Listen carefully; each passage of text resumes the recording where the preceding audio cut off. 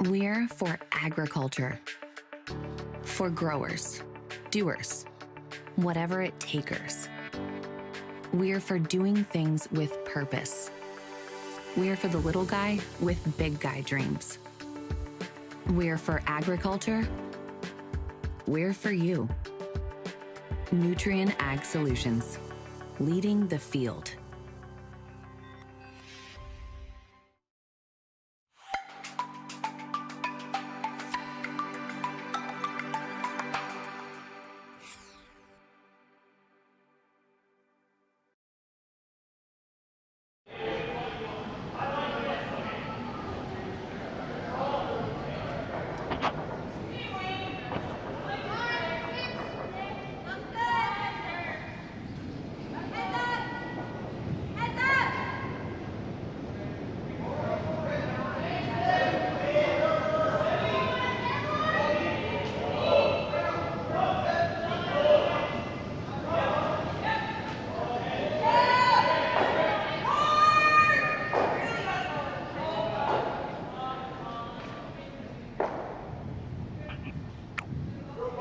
Hi everybody, just doing a mic check here.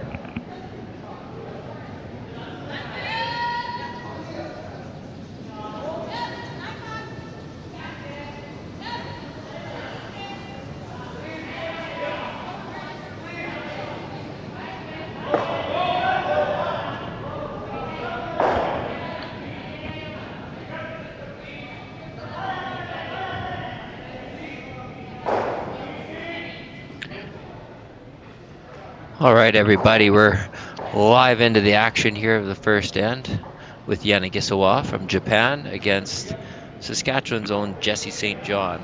Looking forward to a great battle and matchup here, and looks like Jesse's not going to take any chances here and start clearing out the front. Try to keep it a simple, clean end to begin.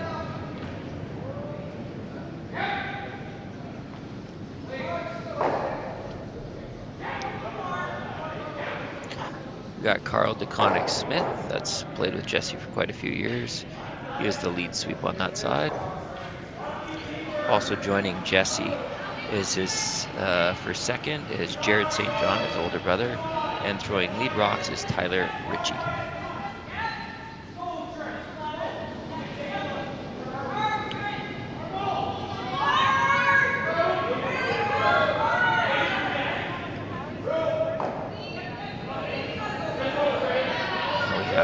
Japan throwing their second. The names here will be a little tough, but throwing lead is Satoshi, second is Takaru, and third is Tsuyoshi, along with the skip Riku.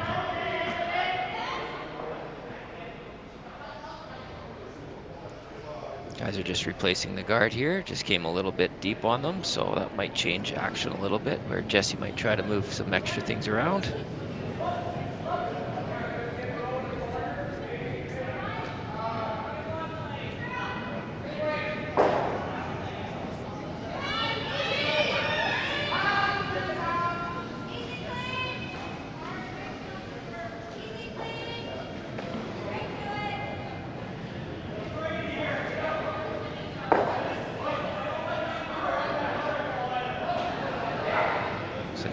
Shot here, it's going to move some things around, a little bit of granite moving, basically opening everything up.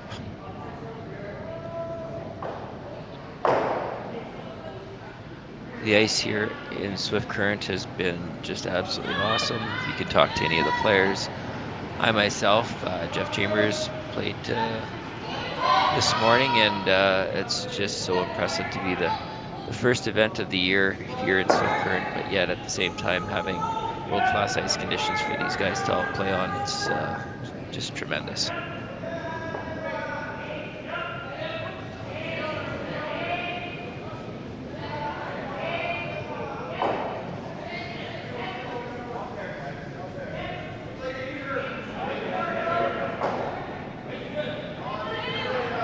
Alright, looks like we're going to have a nice clean end to get things started here. Let everybody get a little comfortable with the ice under their feeting.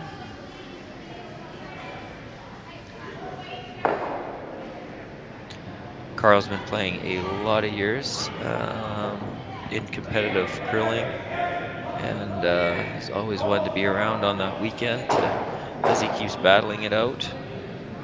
They're all the local boys. They're from Kindersley and Rosetown area, and pretty awesome. I know a lot of people cheering them on as they're taking on the Japan team, who's currently ranked 33rd in the world ranking, but this year alone, 9th overall. They've had a great season, just coming off a win, I believe, last weekend in Vernon. So they're on a hot streak, and they want to keep that going with a 2-0 record so far here in Swift Current, Saskatchewan.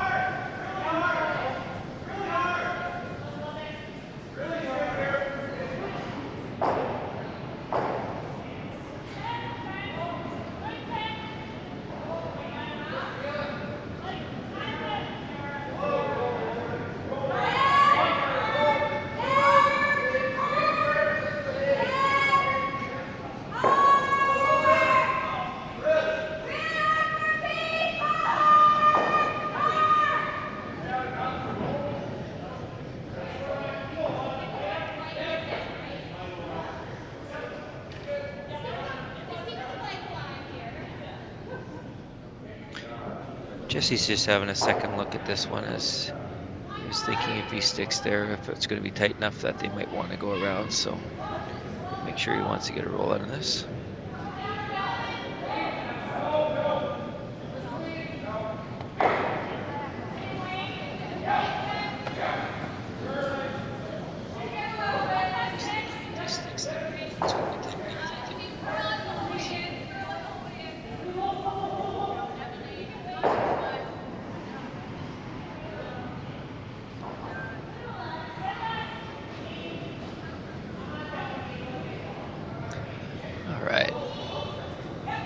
Decision time from the guys to see how aggressive they want to get in the first end, but I imagine they're going to keep this pretty clean moving on.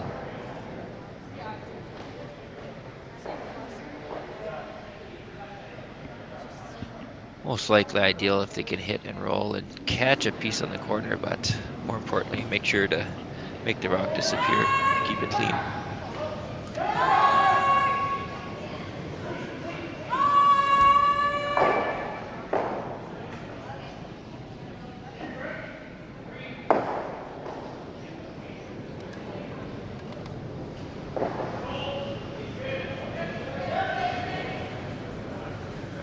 He's got a nice one coming down here. Going to keep a nice clean brush to it. Basically not taking any chances, just going to clear it out.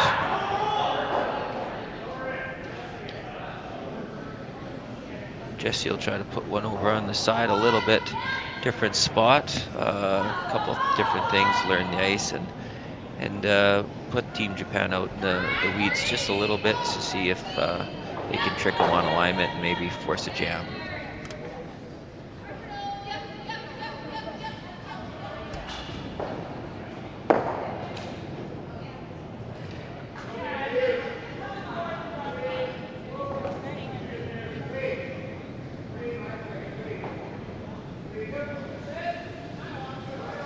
The guys are on it early. Not too worried about it by the looks of it, so he's probably got pretty good weight going down here. Force Riku to make good contact with this one. So they did what they wanted to do, put it in the weeds, see if they could force him into a tough spot, maybe somewhere that swings. But again, the ice here in Swift Current, very solid, and as you can see, they're not too worried about it. Throwing it down here.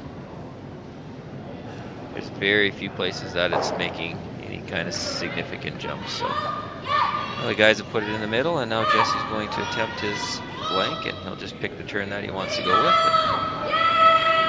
And we have a clean first end.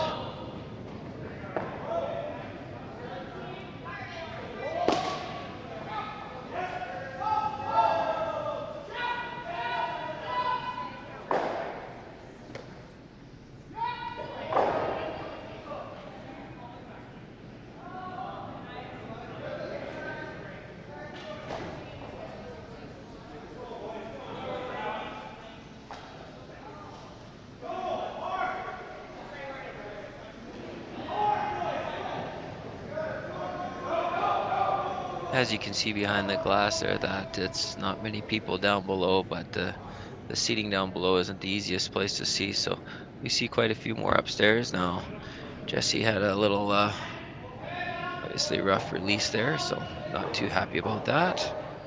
Giving it up an easy one in the first end, so guys will have a chat, and Carl will see if he can calm him down a little bit and see if they can bounce back into the second end after a little bit of an unfortunate miss there.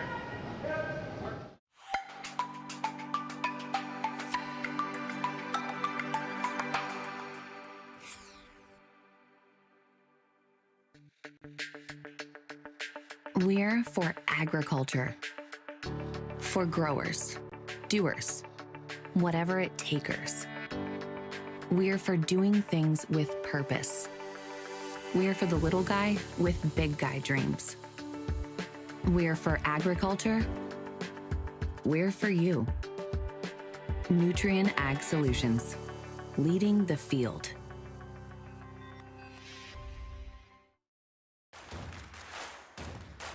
Imagine being able to stream every curling game from every sheet from any event, be it your Wednesday league game, bonspiel, or corporate event. Curling Stadium offers an all-inclusive streaming solution featuring high-quality cameras, ease of use, great reliability, and minimal installation. Offering your sponsors customizable ad space on your streamed curling games and being able to sell video packages to your corporate events for increased revenue. With Curling Stadium, you can stream to any device, be it your mobile phone, tablet, or computer. Push the feed to your desired platform, be it Facebook, YouTube, or any other social media. Curling Stadium is simply the way forward. Where it's commonplace in other sports to televise every game, we want to do the same. Curling is a global sport, and it's time it gets the coverage it needs. Make your curling club the next Curling Stadium.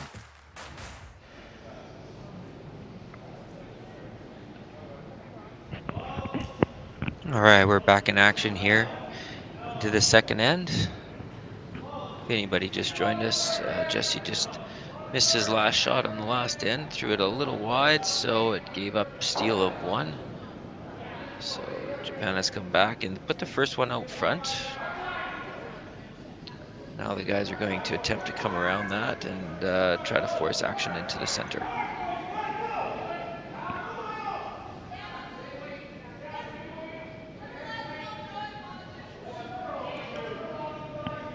Good shot there, which is going to choose to go around. Usually what we'll see in the even ends is a little more aggressive strategy by teams, as they really like to make the score, or if they can ever get a steal and force. So typically on the even ends, you're going to see that little bit of extra gamble from teams. Usually it makes it a little more exciting to watch for spectators, for sure.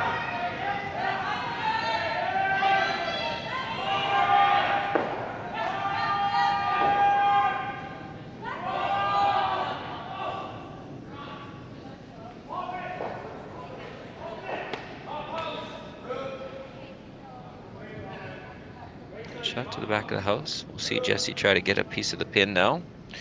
There's some really nice late swing on the ice. Again, Jason Broughton, the head ice maker in Swift Current, does a fantastic job and gives just spectacular surface for the curlers to play on. Timing is very consistent right from start to finish. The guys will already be playing at about 15-second ice right now, hog to hog, and it stays pretty consistent throughout the game, so you can really make some of these finesse shots.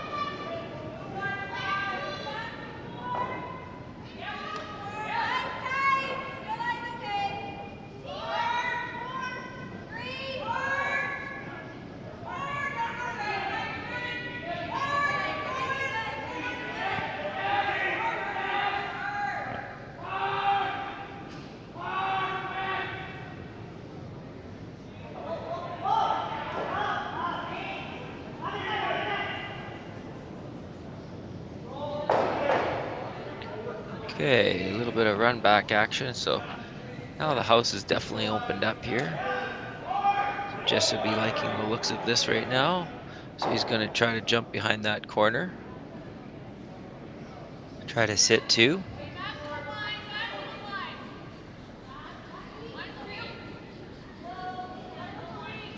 If anybody has any questions or comments that they would like to ask, I'm a local curler here. Been coaching quite a bit, and would love to answer any questions that people might have out there. So you can just put it into the chat, and I'll make sure to take a look for that and try my best to answer any questions that you might have about Swift Current, the community, the ice, the teams, whatever you'd like. We have a close one here, but unfortunately we're going to get a little bit of a rack up top. So missed opportunity there to bury one in. So assume that they're probably going to try to take a crack at the double here, but no, they're going to play it safe and just hit the back one and keep that one in play.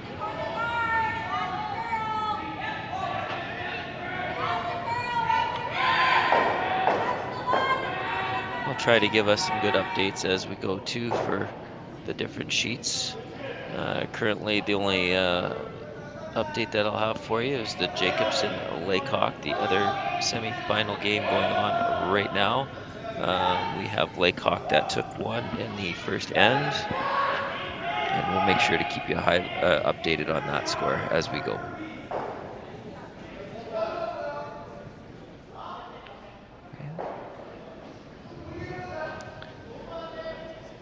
Our Team Japan keeps consistent shot making going and made a beautiful little hit and roll there.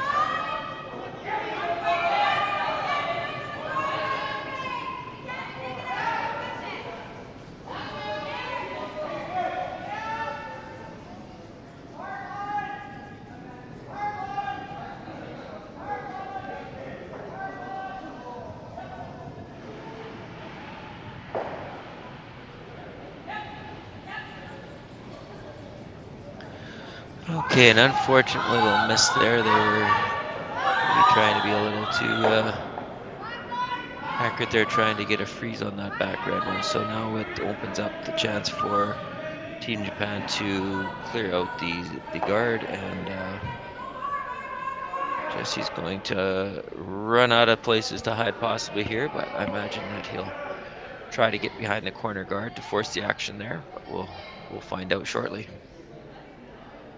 This shot here might take that guard out as well.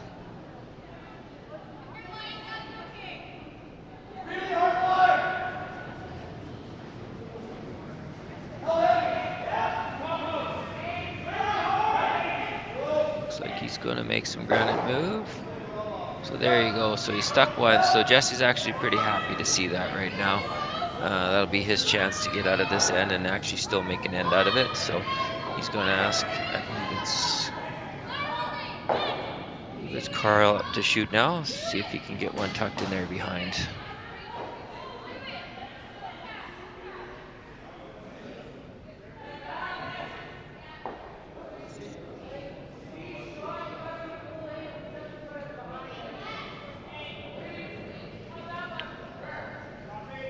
Looks like a pretty good release down there. Curling a little early on them though, so not sure how their line is here, but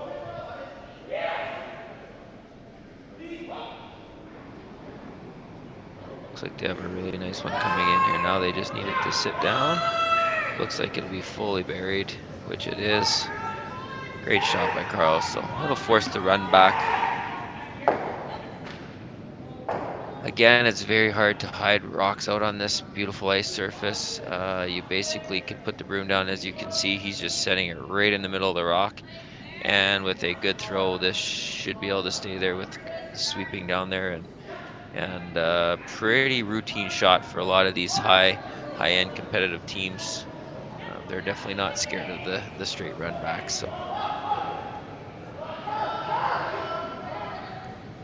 looks like this one got out on them. So a good break. It takes their own out at the back. So now Jesse will split the house, I assume, and go for his deuce. So they're going to try to match this up to avoid any kind of double opportunities. So they're going to want to just touch the 12 foot on the other side and just bite the tee line. Maximize their separation and then basically go shot for shot, and should be a nice clean deuce here for our local Saskatchewan team.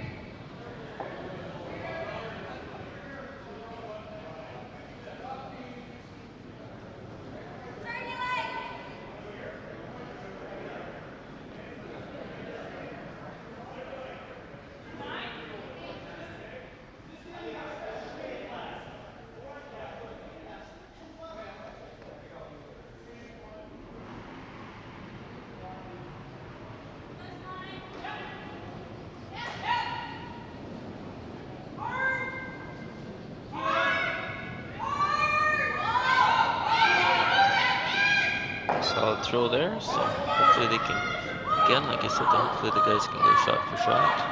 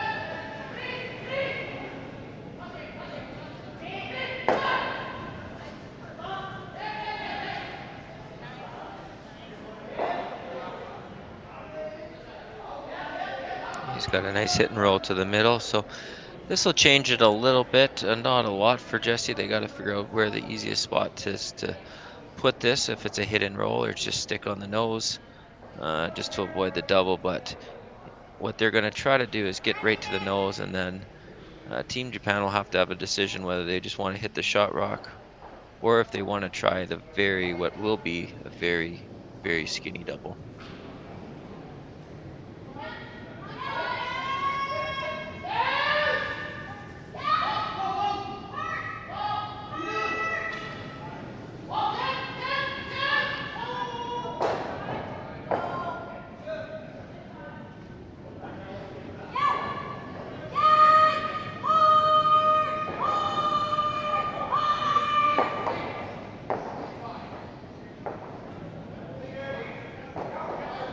Like a nice clean hit here, no panic, so it looks like we got our nose hit, which we do.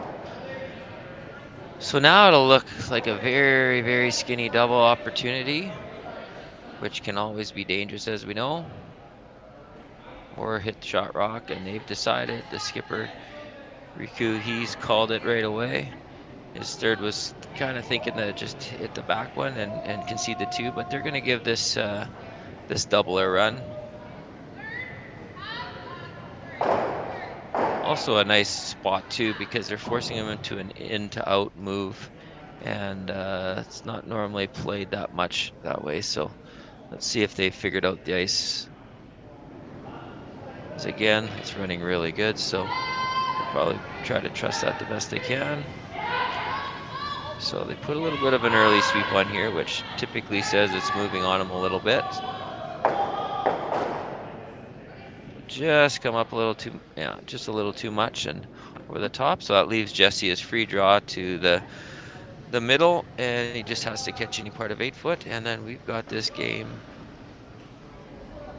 right into it with a bounce back deuce to go up 2-1. So let's see if we can pull this one off.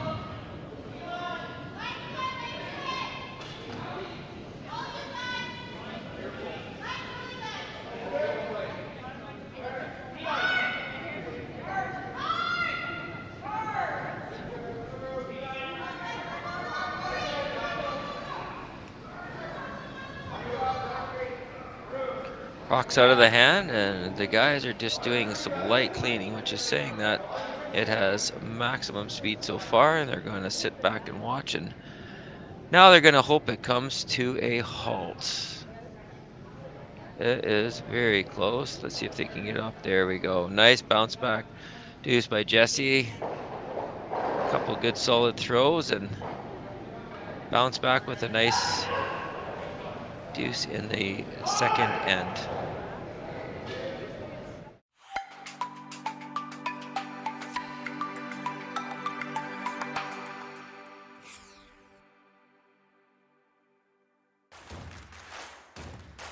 Imagine being able to stream every curling game from every sheet from any event, be it your Wednesday league game, Bonspiel, or corporate event. Curling Stadium offers an all-inclusive streaming solution featuring high-quality cameras, ease of use, great reliability, and minimal installation. Offering your sponsors customizable ad space on your streamed curling games and being able to sell video packages to your corporate events for increased revenue. With Curling Stadium, you can stream to any device, be it your mobile phone, tablet, or computer. Push the feed to your desired platform, be it Facebook, YouTube, or any other social media. Curling Stadium is simply the way forward. Where it's commonplace in other sports to televise every game, we want to do the same. Curling is a global sport, and it's time it gets the coverage it needs. Make your curling club the next Curling Stadium.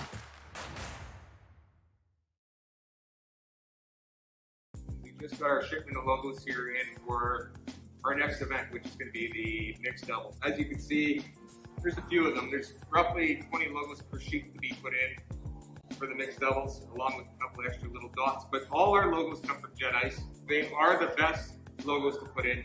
We use them around the world, and they're very easy to install. As you can tell, this is the center ice logo that's going to be going in for the world. This is about a 4-footer by 10. It's going to look like $1 million. Their colors on their logos are always nice and vibrant. And like I said before, very easy to put in.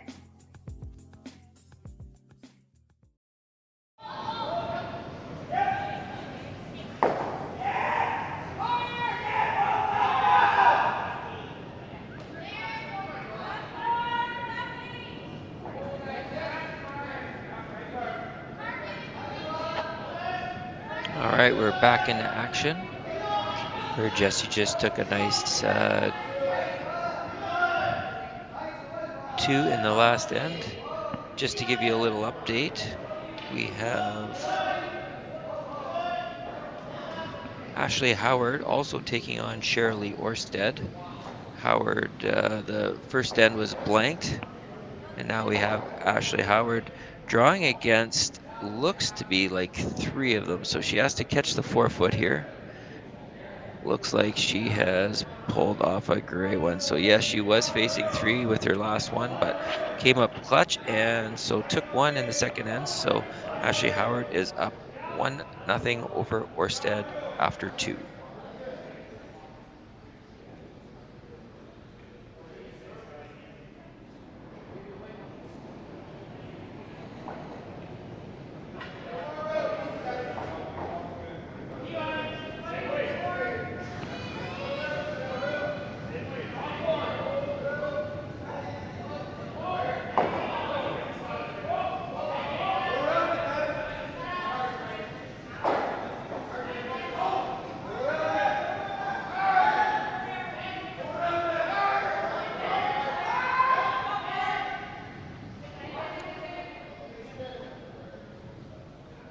Other action out there is on sheet number 6. We have the Korean team, Jeong, playing against Manners. And the first end was blanked.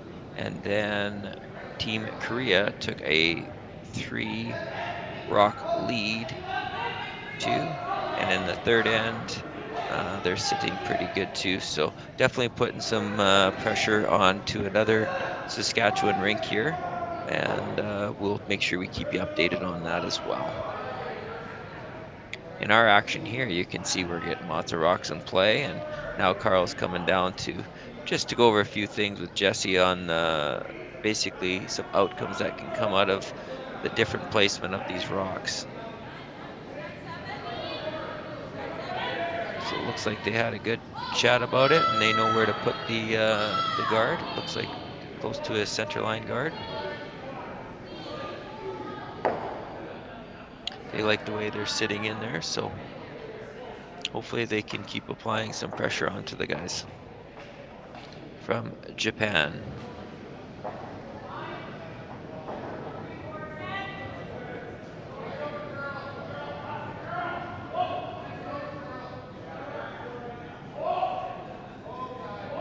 Other action out on there.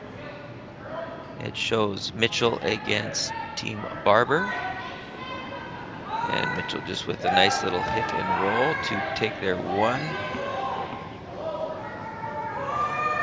And it looks like end number 1 was blank, so that means that Mitchell is up 1-0 after 2 over Team Barber.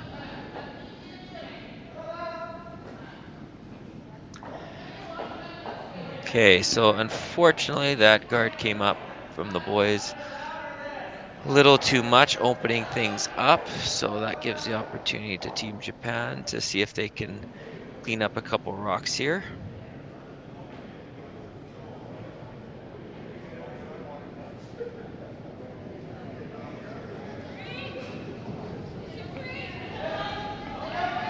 Little fishtailing coming out of the gate there, but looks like he kept it pretty close to being online. The guys still have a chance at this, so he's running it back. And he got a little bit of a jam there, so good break to leave one in there. I believe just coming out of the hack was a little off balance on him, and just enough to throw him off just that little bit. So let's see if Jesse can take advantage. So they've taken more ice, and they're calling for a guard again from Jared here. So hopefully he can find his spot here. It looks like we've got a pretty smooth release there, so we should be good this time. Guys aren't attacking it, so he's well out there. So this will curl up at the end quite a bit, so they won't have to worry about that extra curl. Here you can see it coming out there very nicely. They don't want to set it up too close. Leave for an angle raise.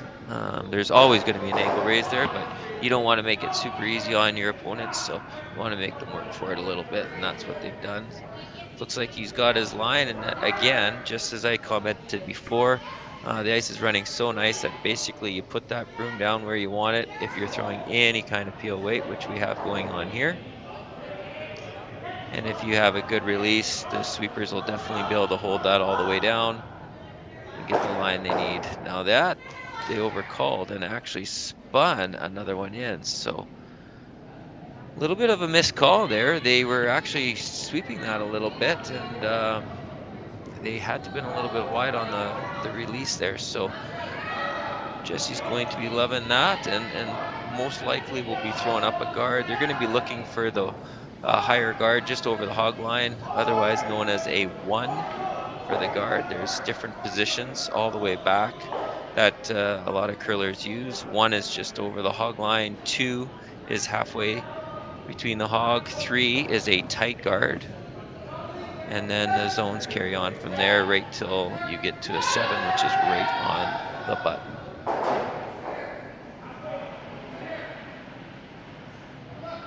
Again, most of our viewers probably know all this, but like I said, if there's any other questions out there, we can definitely put them on the chat, and I'll see if I can answer them. So this is sliding a little on them, but that's going to do the trick because they've covered up enough, I believe, to be effective enough. So they're still going to have to, as he's lining up, Riku's up there, he's lining up the angles to see if he can get this. So he'll be playing with that ice the in turn, which he's assuming it's going to curl a little bit because he wants it to curl up about 2 to 3 inches from where he has the broom. So let's see if they've guessed this ice properly here. Again, a little shaky on the delivery there. He's close. They let that one curve up just a little bit too much. So couple errors by Team Japan here. Going to be happy and just keep throwing up the guard. Hopefully get this a little bit higher. Again, taking the difficulty level just that much higher to the guys so that they can continue applying this pressure.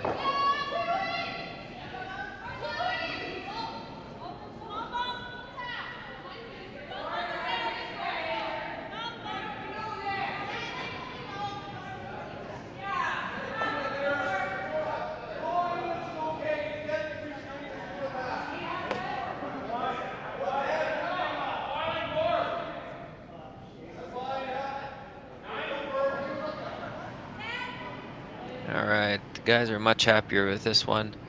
Up to quite a bit higher.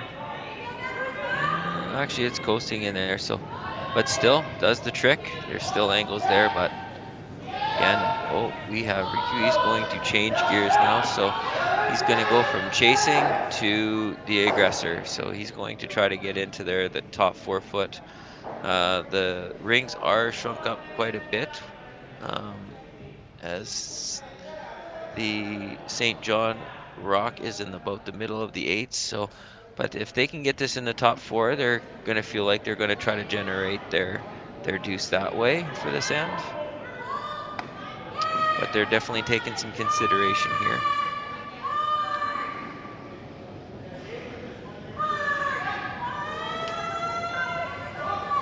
A lot of these teams, especially with last rock advantage, would keep on blasting out top to see if they could make rocks disappear. And with all of them being able to throw such weight, it's normally not too difficult to get a double or at least triple out of there to move the granite around to leave a easier shot for your skip on the last rock. That's the discussion that's happening right now, is if they decide to go in, if they cap another one, are they going to be able to generate a deuce, or are they trapping themselves into forcing to take one?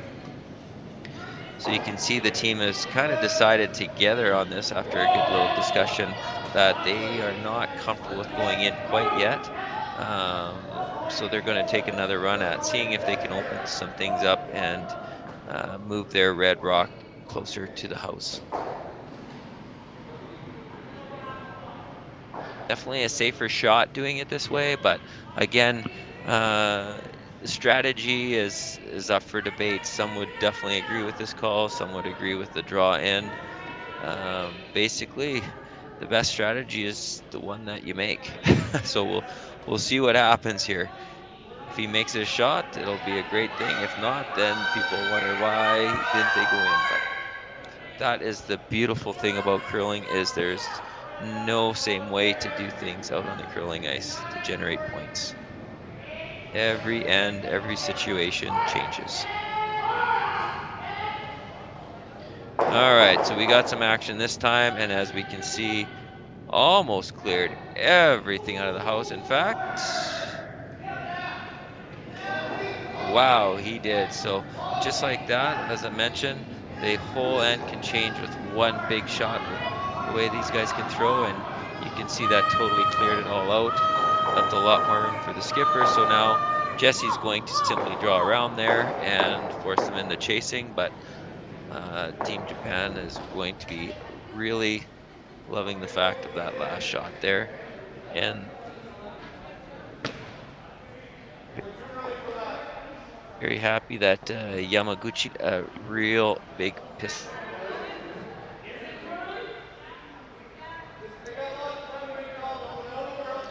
A little bit of discussion now on where they want to put this rock.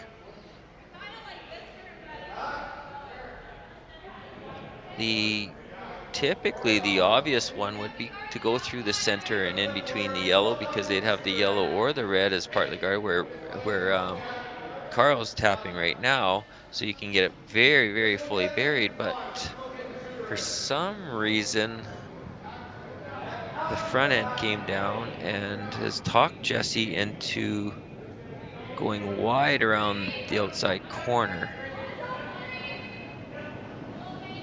So not too sure what the reasoning was, but this is definitely obviously something that Jesse likes the look of. So he's the one throwing it, so he's going to take that ice and see if they can put it around. So could be a little fresher out there, but again, ice surface right across. Just from the grippers alone being out there, even though there hasn't been any rocks that wide, just the guys going down with their grippers and sliding on the surface of the ice, that will actually keen it up as well. So there shouldn't be a lot of difference in the weight here. So the front end would have given them a pretty good time here to be able to go with to make this around, and well, hopefully very close to the tee line.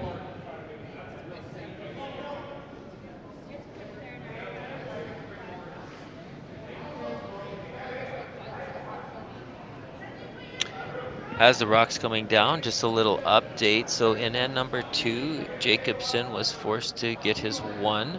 So that game is tied with Lakoff having the hammer, and currently sitting 4 with 3 rocks to play. So sitting pretty good. So Jacobson's going to be working at trying to clean a little bit of house and see if he can get rid of some yellow granite so that he doesn't have to wear his sunglasses when he looks at the house.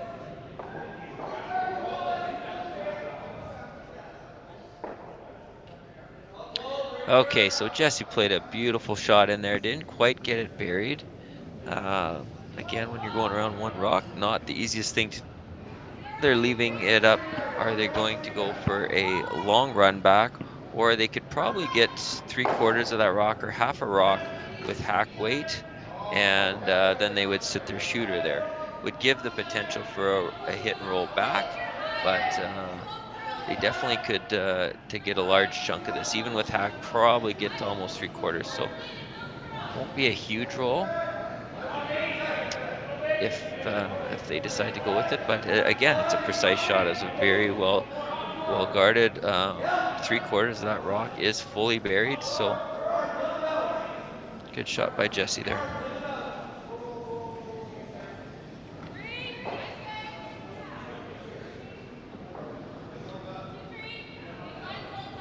Yamaguchi's just making sure that that line is where they want it to, and they're doing a little discussion on the movement just before Riku goes down and throws this one.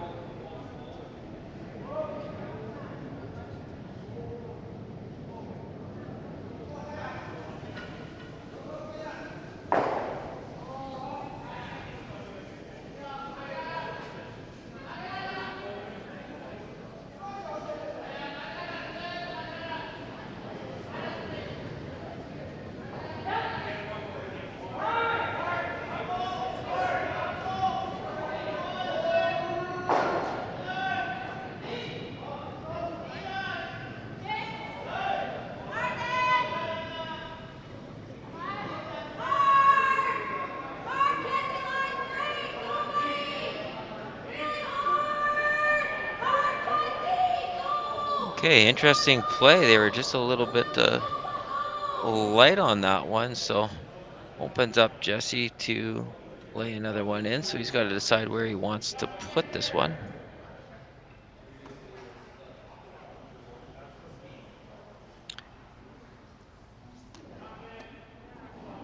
He has to decide if he wants, if they're going to play a bump on that last one, and if they should just guard up to center and bring it in maybe top 4, or whether they just bury one here and give them, try to make them come in there for a force of 1. So they're going to look at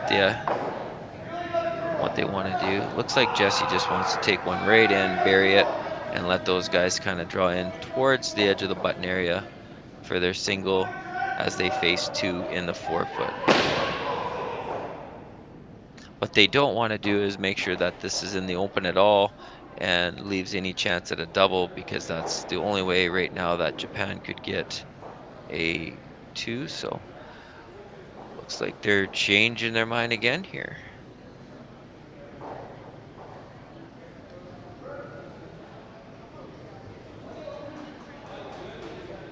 Very interesting call here.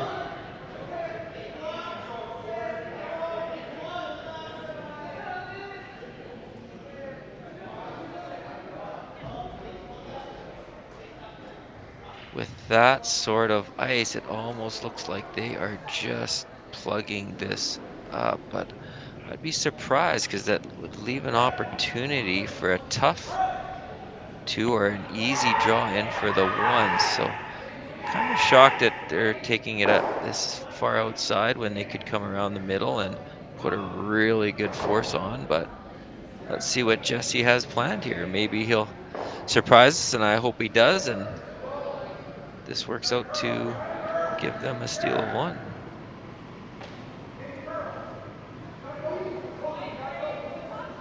So this was thrown way out there. It's coming in now, but yeah, they're simply just guarding that up and allowing those guys to draw in for their single.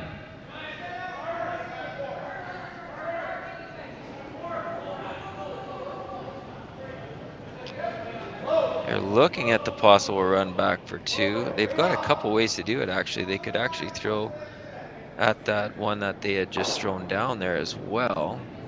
A lot trickier shot. But we'll just see if the guys from Japan like to gamble or if they're just going to try to draw in and take their 1.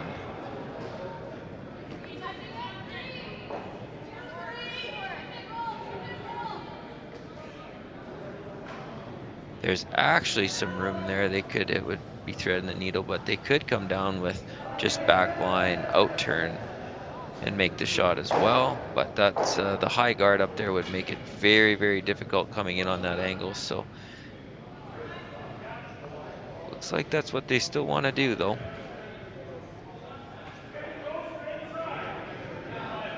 There definitely is room there. Looks a little tight, but if they just miss both, they will be able to pull off their 2 here. So again, little surprising strategy with Jesse on that last shot to not just simply draw in there to get maybe a force or even a steal of 1 or 2. But again, that's just what he was seeing, and we'll see how this works out.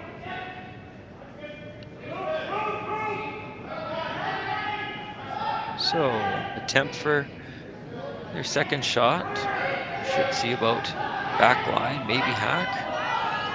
Looks like it's coming up a little bit on them. Nope, they're going to curl this in. It's very, very close. Looks like they've got the shot. They've got the weight. So they've got 1. There's the 2. So, yeah, a little bit unfortunate on the strategy chat there by Jesse and his crew, choosing to put a guard on that outside 1, but I'm sure they're going to learn from that one and maybe go a little bit more aggressive going forward here against our team from Japan, as they're a very high skilled shooting team.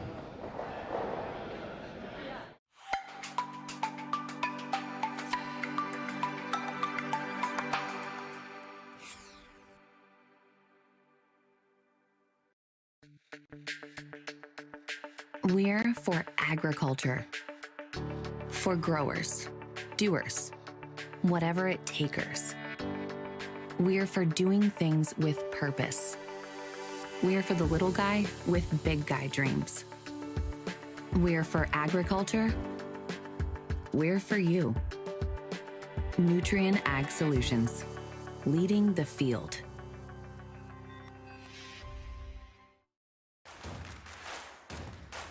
Imagine being able to stream every curling game from every sheet from any event, be it your Wednesday league game, bonspiel, or corporate event. Curling Stadium offers an all-inclusive streaming solution featuring high-quality cameras, ease of use, great reliability, and minimal installation. Offering your sponsors customizable ad space on your streamed curling games and being able to sell video packages to your corporate events for increased revenue. With Curling Stadium, you can stream to any device, be it your mobile phone, tablet, or computer. Push the feed to your desired platform, be it Facebook, YouTube, or any other social media. Curling Stadium is simply the way forward. Where it's commonplace in other sports to televise every game, we want to do the same. Curling is a global sport, and it's time it gets the coverage it needs. Make your curling club the next Curling Stadium.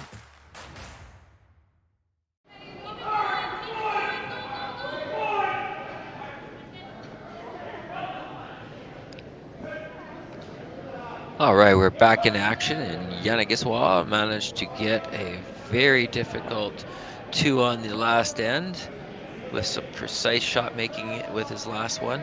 So they are currently up 3-2 over St. John.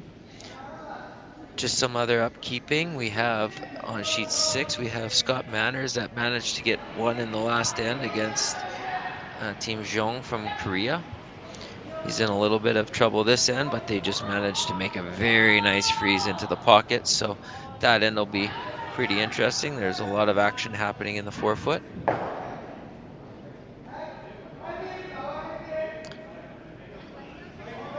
All right, Tyler tried to get around that center one and managed to. It's just a little short, so they're going to take a crack at moving that one.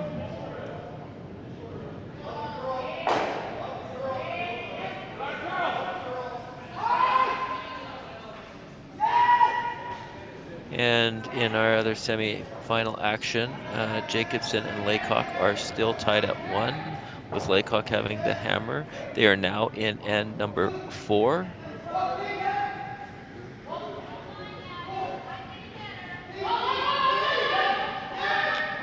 And Ashley Howard against Team Orsted.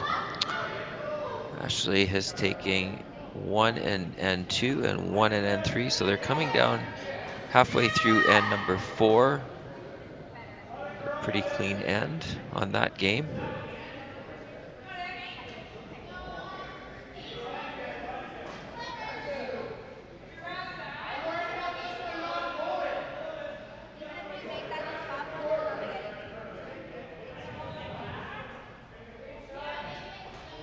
And one other game I wasn't able to comment on yet, but action is going, is the sheet 5. We have Team Knapp against Bernath, and Knapp is up 4-2 after 3 ends of curling and are looking great in end number 4. So Bernath will have to come out some pretty big shots in his last couple here to avoid being scored on again there.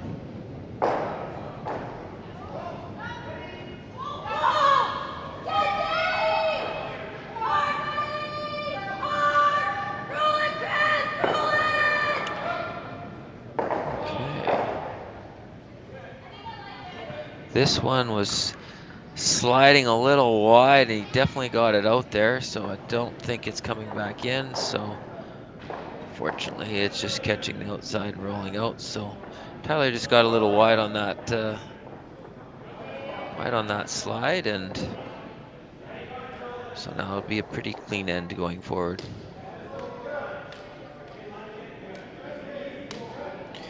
Mitchell against Barber. They're still in end number 3, a lot of action, but looks like Brett Barber came up with a really big shot rate in her last one, so I believe they scored 1, but we'll be seeing that on the scoreboard shortly. It's a great shot regardless to get in there, so we'll just see if it was 1 or if they managed to get the deuce out of there. That game is in the C, so that's kind of a win or die situation for both Mitchell and Barber. So we'll make sure we keep you updated as we go through on that one to let everybody know where it's at. Well, I stand corrected. It looks like it was a steal. So even though Brett made a great shot to get in there, it was just to still leave them with only 1 because they were facing a few. So great shot, but still down 2-0 after 3 ends of play.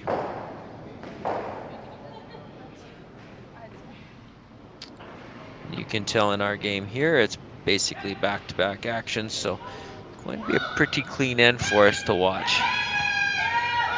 Normally you see a little bit more action in the even ends, especially at end number 4. It seems like end 4 people sometimes like to go for broke, but looks like the guys are going to keep it pretty clean this end. So we might not get to see too much action in the typical fourth, where we get to normally see lots of rocks in play and a little more aggression.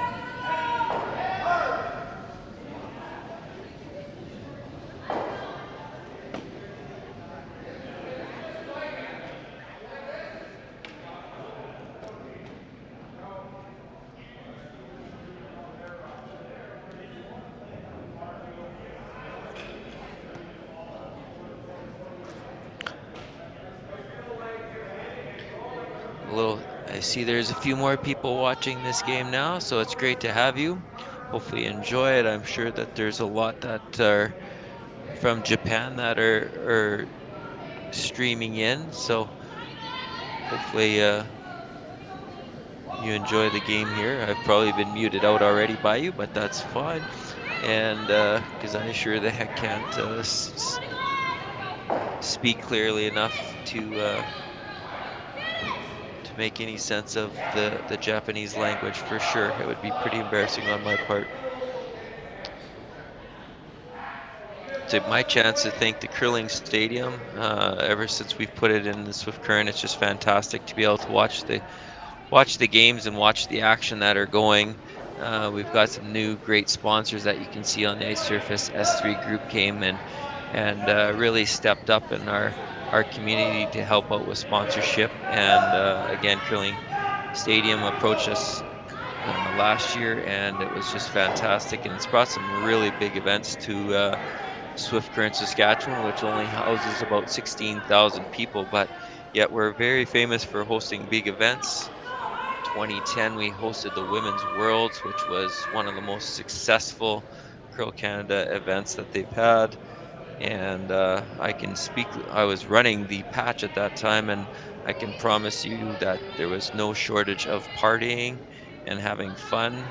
And so they decided to come back, and I believe it was 2016 they came back again, and we hosted the Worlds. So we also have a lot of the Olympic teams here battling out in the men's and the ladies action, and it's just pretty fantastic that a small little city, we'll call it a city, Swift Current, 16,000 people, can host such big events and have some of the world's best right here battling it out and giving the local fans something to cheer for. So again, a big part of that is, believe it or not, is that curling stadium for having us and being able to showcase such great events in the curling to people all around the world.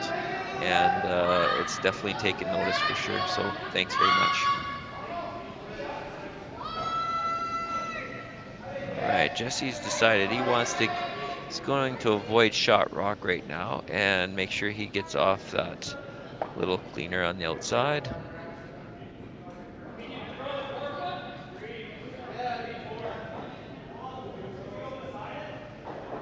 Typically with the hammer, you would more or less look at that shot rock and keep it around, but the guys have got another plan in play here, so we'll see how that works out for them. Want to make sure they get the clinger off there to see if they can set up for either a blank coming up this end or else a possible 2 still. So I think they're throwing it a little wider to see if they can generate a miss out of the Japan team and see if they can find a tricky spot out there. But like I said before, the ice surface right from one side to the other is just running so good. There is 0 falls out there, and it's running really good. So we don't expect to see any misses, but we are all human, and it can happen. So I think every team hopes that the other opponents every once in a while have a little wide slide or a wild slide. Whenever you're going out wide to the boards, it's always a gamble. So looks like this one's staying on them, but again, solid shot. Nice nose. So I think Jesse's going to repeat that action. If it gets high enough, then he'll take an attempt to roll over. He might even take a roll with this one and try to group the rocks together so that he has a potential double along the way.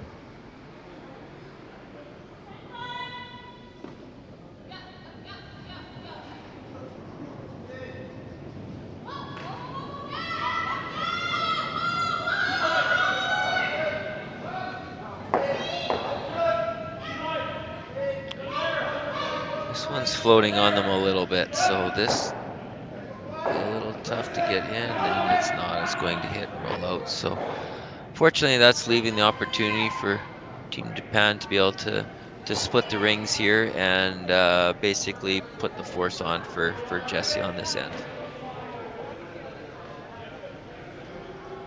So the guys were kind of setting it up to force that possible miss, but unfortunately it backfired on themselves, and they're the ones that did the missing. So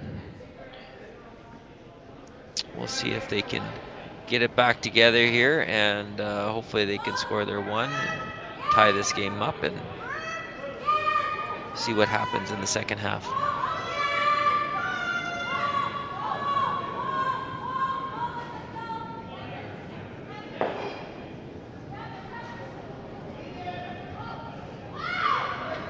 On sheet 3, the other semifinal game, we have Jacobson and Laycock. Again, they're still tied at 1. They're in the 4th end. There's only skip rocks to come. And Jason Jacobson, he's looking at a little bit of difficulty as Steve Laycock manages to have 2 of his yellow rocks separated and touching the 4-foot. So it looks to be like he's going to try to do a nice hit and roll, which is not easy with the room that he has, but he's going to try to make it a little tougher for Steve to get in there for the second shot.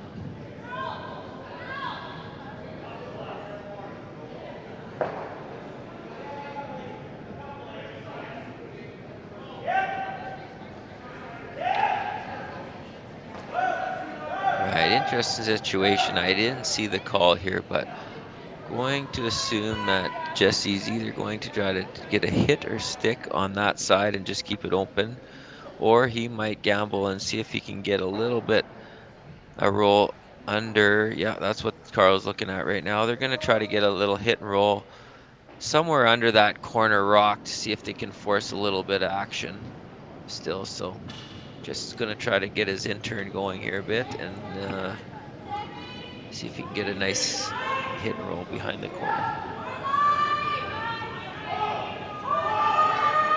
Okay, big miss by Jacobson on his last shot as he airmailed and missed everything. So that leaves a free draw for 3 for Team Laycock to bust that game wide open in the 4th.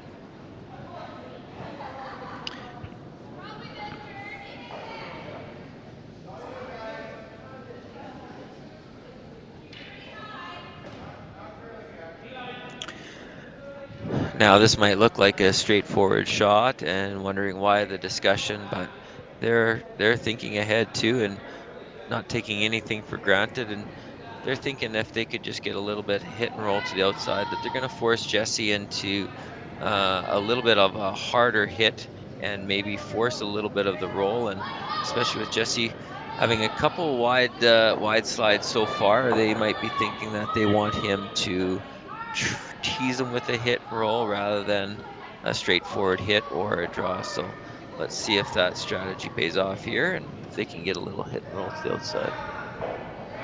And just on the other sheet, Steve Laycock was successful with his draw, so they move up to 4-1 after 4 over Team Jacobson.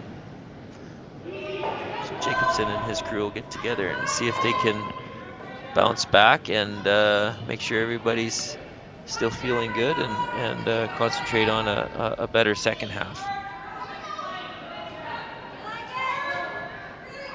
All right, so now Jesse's got the straightforward hit and stick here, so hopefully that he can clean this up, have a nice shot down there, keep a nice steady sweep on the rock, and get his single point and take a tie game into the 5th end. Got a nice steady clean on it, which is a good sign. You're the thrower, and there you're watching your sweeper sweep it down. You know you've got a pretty solid one, which he does. Little hit and roll over, takes a single, and now we have a tie game after 4 ends of play.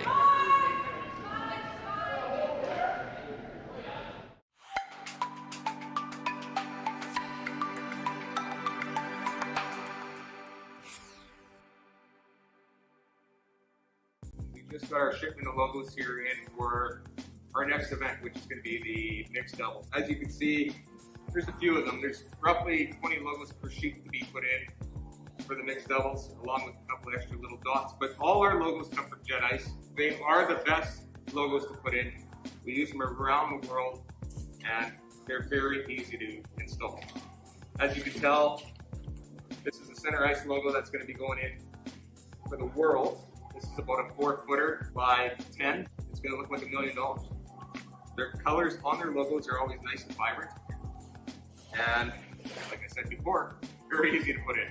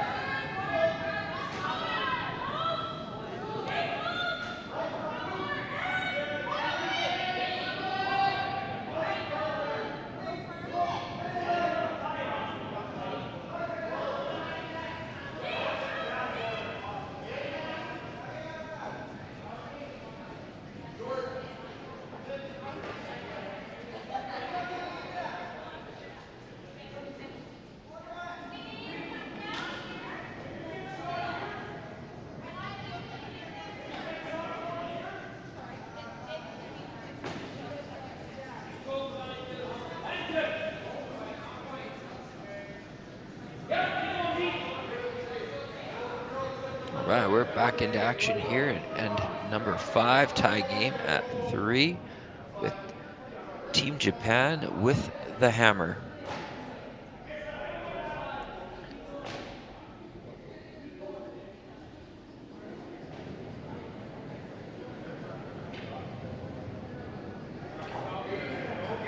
Just to throw out a little update there, we all love our curling and we try to keep an eye on all the games.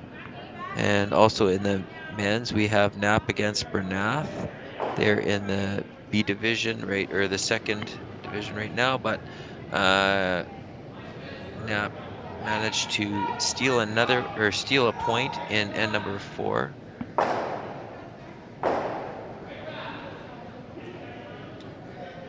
So they are currently up 5-2 over Team Bernath and sitting pretty good in the 5th end.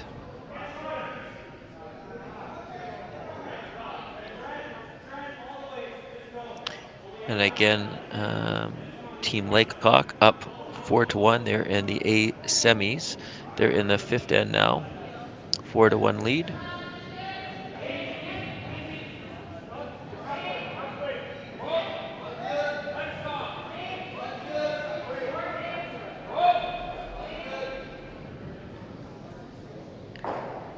We have Team Mitchell in the ladies over Team Barber 2-0. They're still in the 4th, so that game is going a little slow. They're having a lot of discussions over there.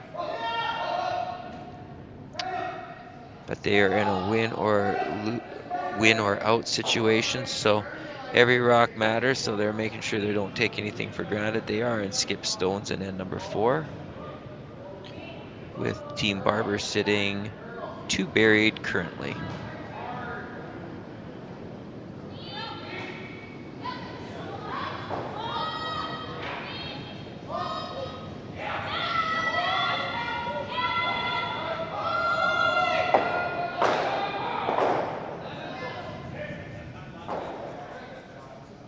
And Team Korea is managing to have their way against Scott Manner's team, as they're currently up 4-1 and are sitting 3 in the house right now with just skip stones to come. So hopefully the boys can battle back there and find some hiding places and see if they can tighten that game up.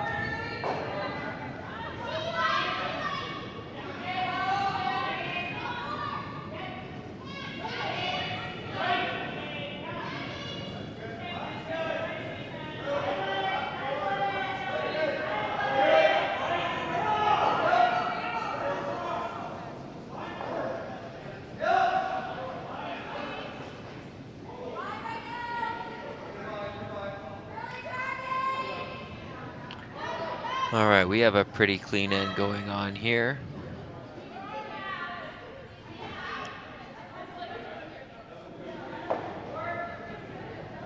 Hopefully when we get to number 6 that we get some more rocks in play, because it's always a little bit more exciting when we can get a lot of scenarios up there and some angle raises and things like that.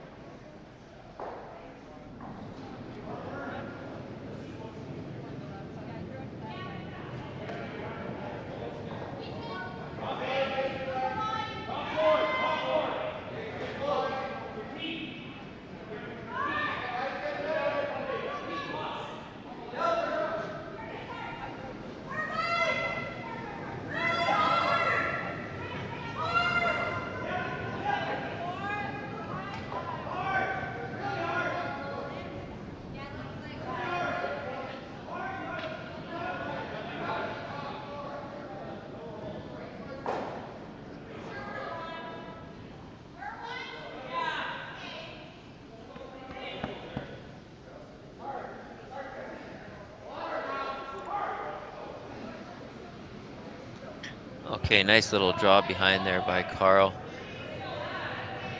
Showing just about a third of the rock, so nothing to really scare them, but definitely makes it a lot harder to make that shot. I'm going to assume that the tap of the foot is the sign for bumper weight, or as some would call it, house weight.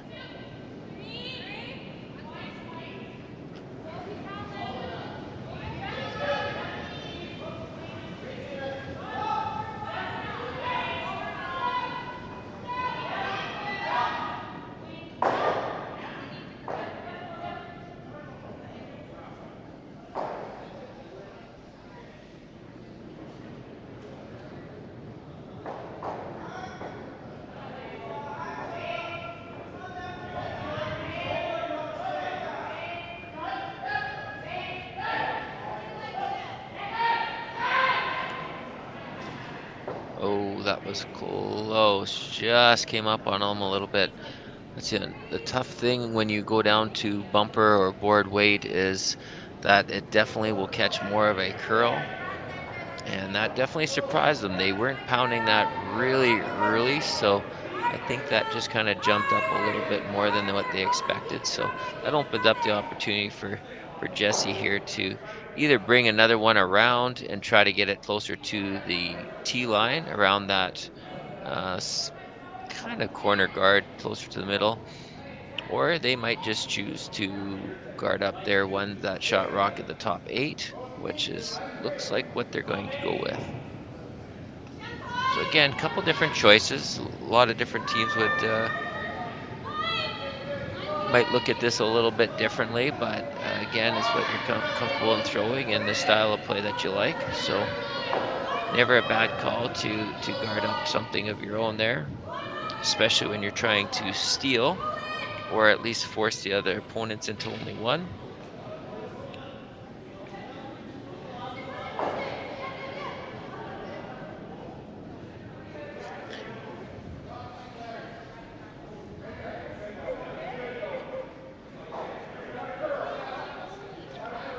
Guys are back and forth with their brooms, giving them a call, so looks like they're pretty happy with this shot.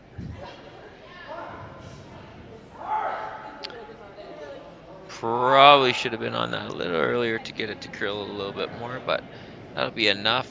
But that's pretty close to the rings, and at this level, leaving those kind of shots are tough. But like I said, there's always the chance to jam, and that's what Jesse and Carl will be hoping for right now, is a little bit of jam action on there so that they can bring another one in.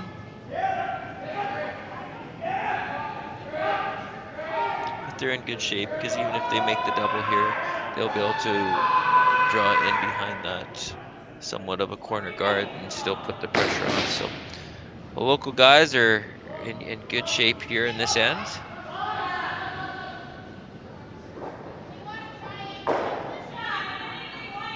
Okay, now we have a miss. So now they're going to decide, with only 2 rocks to come, if they're going to go with the same strategy of just guarding that one, or when they're going to make the move to draw around the other one to the tee line. Looks like they're going to leave that till Jesse's last shot to make that one. So they're going to simply guard the one on the top 8, and then Team Japan will decide whether they want to try to run that, clean that up, or if they're going to make the move to come in first.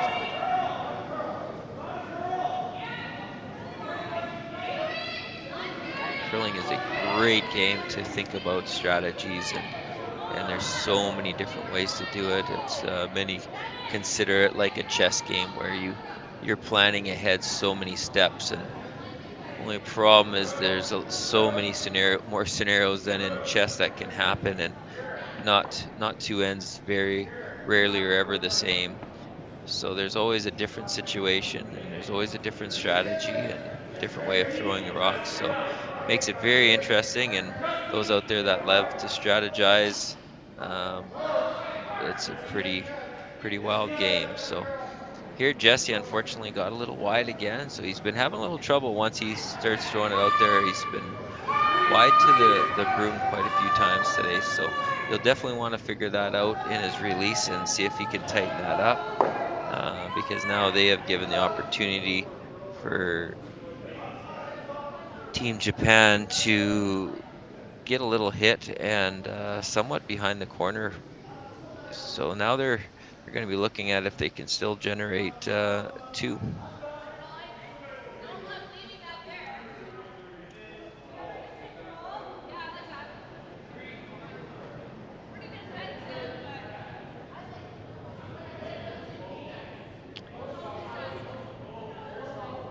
Yeah, there's many ways to look at this. A lot of teams might take the more aggressive style instead of just the simple hit and roll here, which probably will lead to a blank end if this keeps going. But some teams, if they really had to force and really had to get 2 on this end, you would come around the 2 rocks here on the corner and see if you can kind of bury one in between there, either on the back 4 foot or even on the tee line, which would have left Jesse a slash of his own, which anything can go on there, and that's another way to generate the 2. It's a little more gambling, but again, it just depends on the style of play that you have and the kind of talks that you have with your coaches. Team Japan would have a series of coaches to discuss things with, whereas Jesse and the guys are kind of there on their own. They don't have the coaching with them, so they're kind of working it out on their own. But now it's left open, so now exactly like you saw a touch there, Jesse's pretty excited about this. It's wide open. Hits about probably 3/4 of a rock with house weight, and if he can just get that right behind that guard, then we have a great chance of a tough shot for Team Japan for their last one.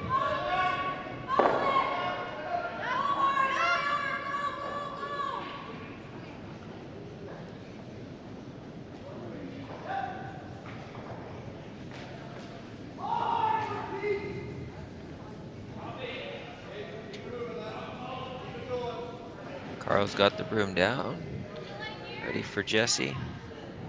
Jesse will be wanting to shoot this straight up for sure.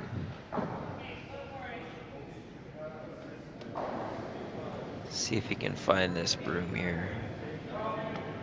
Little shaky on the slide.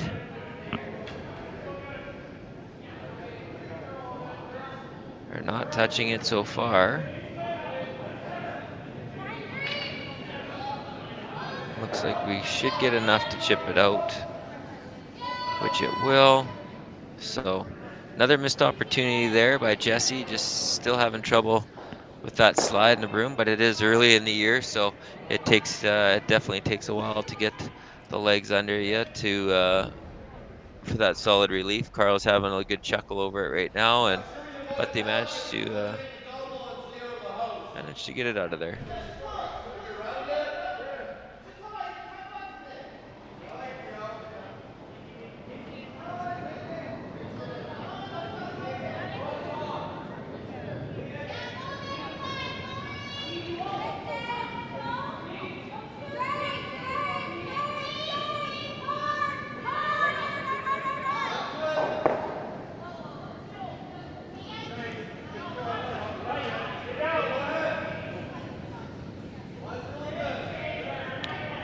Just throwing this through so they clean end, and they decided there was a spot in the ice there that they wanted to have a look at, so that's why they took a little bit longer than normal for this shot, because they wanted to have a really good look at what the ice does in that situation. So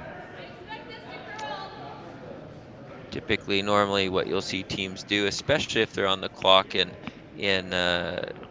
competition, is they would have ripped down there as fast as they could and basically thrown one down the side just to keep it out of play. But again, with no time clocks at these events, they're taking advantage of that opportunity to see a certain line in case they have to play it later on. So all right, let's see if we can get off to a good start here. So still tied at 3 after 5 ends of play, coming into end number 6, where we should see some rocks in play. We know that Jesse will be trying to get a few rocks up front of the house so that they can generate the option to steal and make it very difficult on the other team.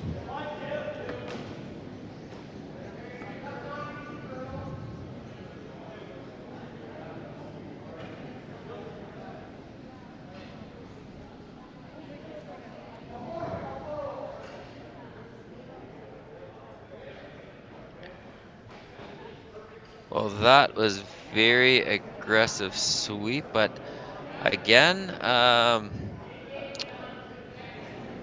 strategy part, I guess Jesse wanted that to go top 4, so he was going to go with the first one on top 4 and then attempt to guard it. But now this gives the opportunity to Team Japan with the free guard zone to actually make contact with that rock and leave their rock safely out front that can't be touched. So one of those shots that was halfway between. So I know I'm thinking Jesse wishes that they would have got off the sweep and just left that as a very, very tight guard now. But yeah, they're kind of in between shots there. So as you can see, that's exactly what Team Japan does. They hit. Now they're safely in the free guard zone, and now I assume Jesse will want to throw a high guard up there and maybe change his strategy up a little bit to get into it, seeing that they're in that situation now.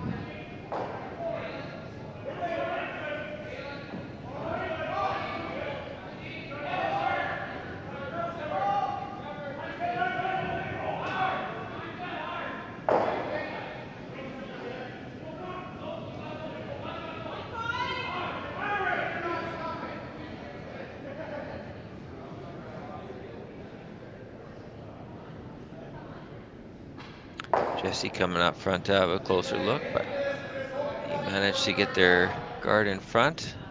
A little deeper than they were expecting, but that's a great shot. To have it right in the middle there, better known as a 2. They can definitely maneuver that straight back now, have it in play. So now this just got a lot more interesting. So we do have some rocks in play out front now.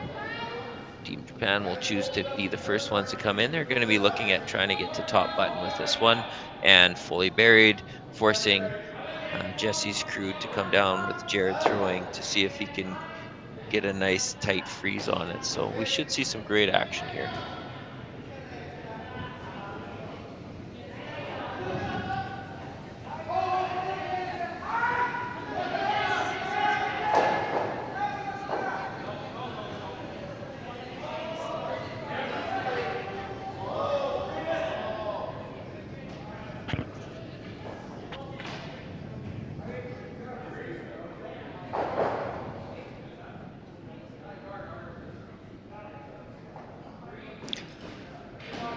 Nice draw behind there to get close to buried. So if Jesse chased him, he would hit and roll into the open, allowing for a hit and roll in.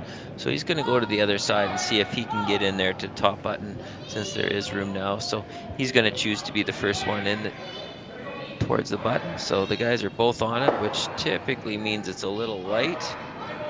Let's see if Jared give it enough there to make the shot. Looks like he has. Looks like a really good one. Just made it by. Beautiful, right onto the back pin there. So great shot by Jared to be the first one in there. And so now we'll see Team Japan start to try to clear some granite out top. And while they're trying to do that, Jesse will figure out how to get some more in there to make it difficult.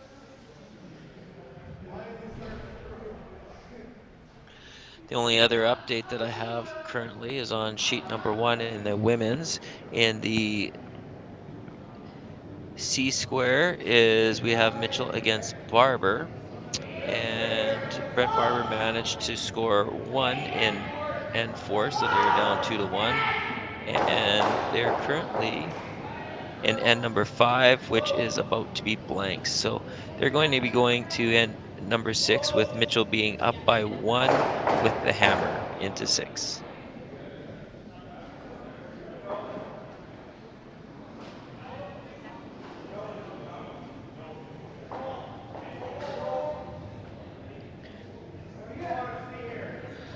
So that definitely managed to move some rocks around, so fine shot now. So that definitely changes things up. And like I said, at the high level that these curlers play at, there are no rocks that are typically safe out there. So that was a perfect example of how things can change very fast, from having about 4 or 5 rocks in the play down to having 1 in the house. So now they're playing shot on shot, and unfortunately that was a hit and roll out by Jared. So got a little wide on that. Again, just having little problems with their slides and a little early in the year. So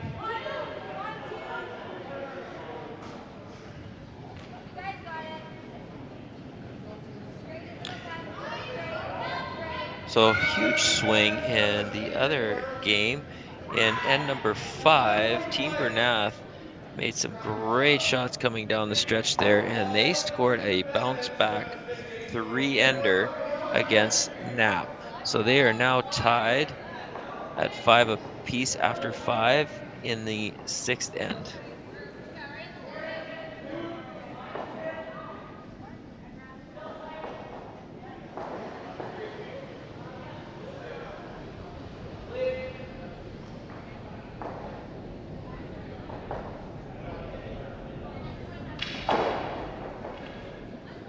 So as I mentioned, normally in the 6th end and an even end,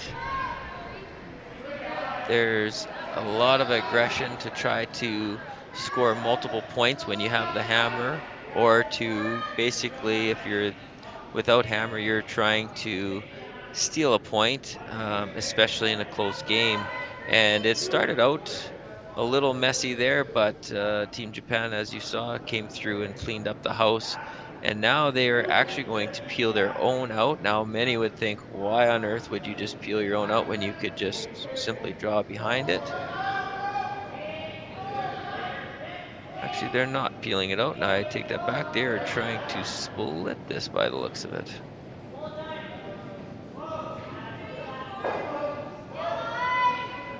No, they were just peeling that out. So they just want a nice clean end here, and they're going to go for their blank and retain the hammer going into 7. But again, maybe many would question why you would not come behind in that situation to to try to still generate for your 2 points. And that, unfortunately, I can't tell you because I would have to discuss that with them to find out why they want to do that. But again, they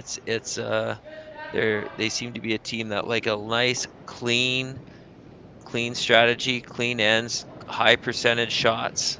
So that's what they chose to do, and willing to keep the game very close coming down the stretch.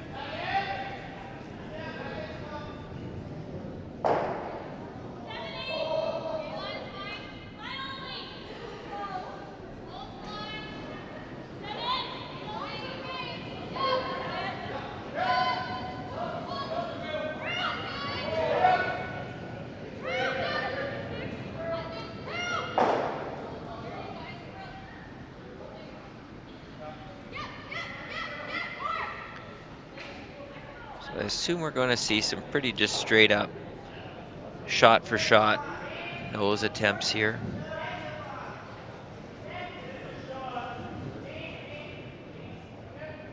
So unfortunately for our fans, turned into a little bit of a boring end, as we all like to see a little bit of action. But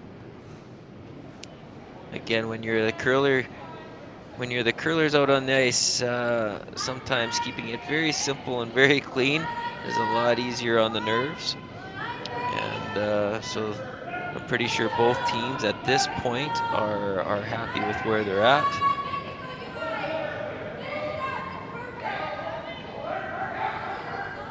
And you never know, we might see some fireworks in 7.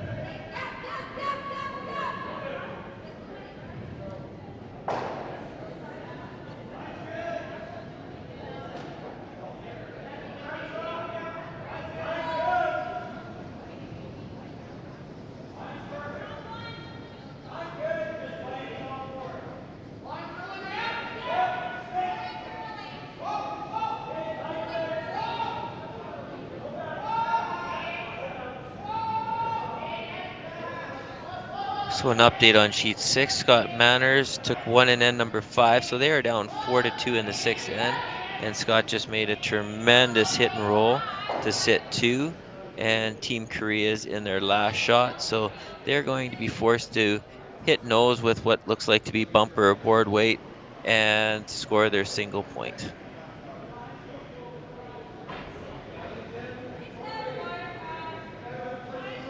At this point, they would be very happy with 1, as they will go up to 5-2 after 6, so they'll be in a comfortable position. But still have to throw the solid shot down there.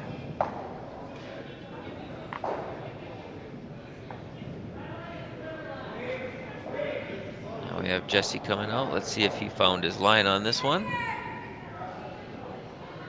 He's had a little bit of trouble going out wide, especially with the intern today, but looks like he had no problem with this one. So nice hit and stick, which will help his confidence with this throw a little bit. And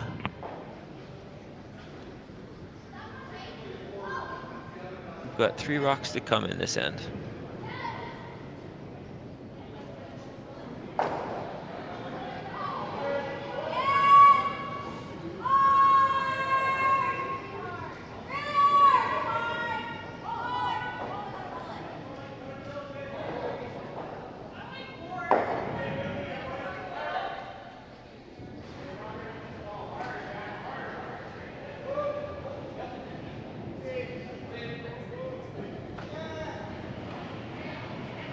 Team Japan coming out with a little bit of extra weight on this one. Normally we won't see that kind of weight when they're just trying to do a simple hit and stick.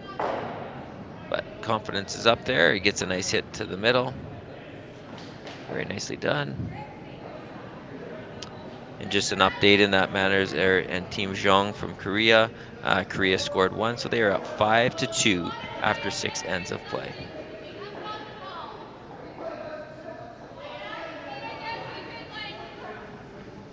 And the update in the Jacobson and Laycock, they are going to be blanking, I believe. It looks like there's no rocks in play. Actually, it looks like there might be 1 yellow way over on the corner, so Jason doesn't want to take it for granted. And so he's going to hit that one and see if he can make a blank in end number 6.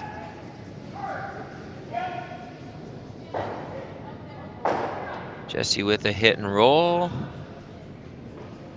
Very nice roll over to the side. Leaving what looks to be a pretty easy blank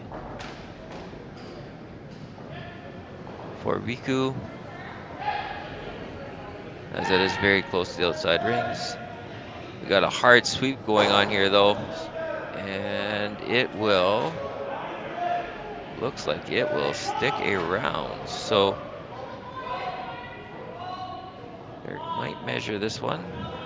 No, they are going to count. So very unfortunate one for the, or a force of one. So that will make Jesse St. John and the team very happy as they score 1 and 6, and they are now, or sorry, they're down by 1 going into 7, but still pretty good considering without hammer control.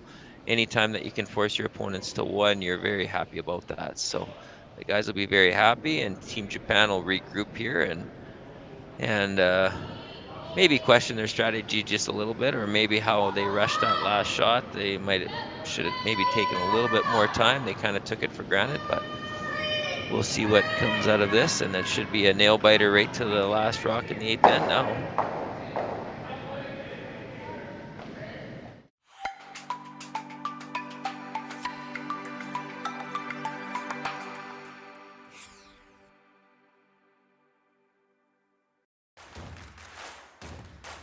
Imagine being able to stream every curling game from every sheet from any event, be it your Wednesday league game, Bonspiel, or corporate event.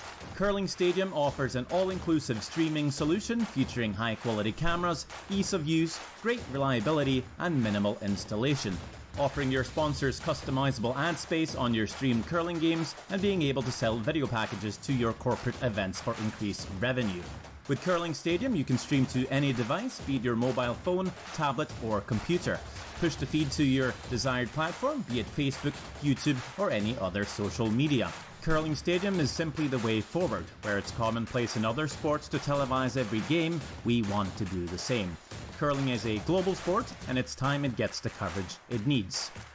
Make your curling club the next Curling Stadium.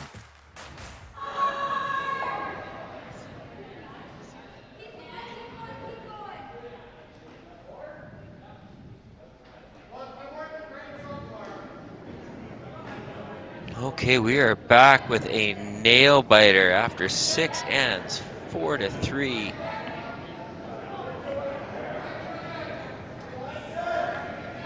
It's almost a story of David and Goliath out here. We've got the local guys that threw their team together for this spiel, for Sasktel, and then we've got one of the highly world-ranked teams from Japan here, and it seems like the guys are putting on a great battle against them, and going to lead to a very big finish here with only 1 point separating them, and our Saskatchewan rink has the hammer. So as we enter into 7 with 2 ends to go, again, we should see some pretty big shots coming down the stretch, and some moves to try to generate some extra points here. So very excited to see what we come out with here, and stay tuned for some great action.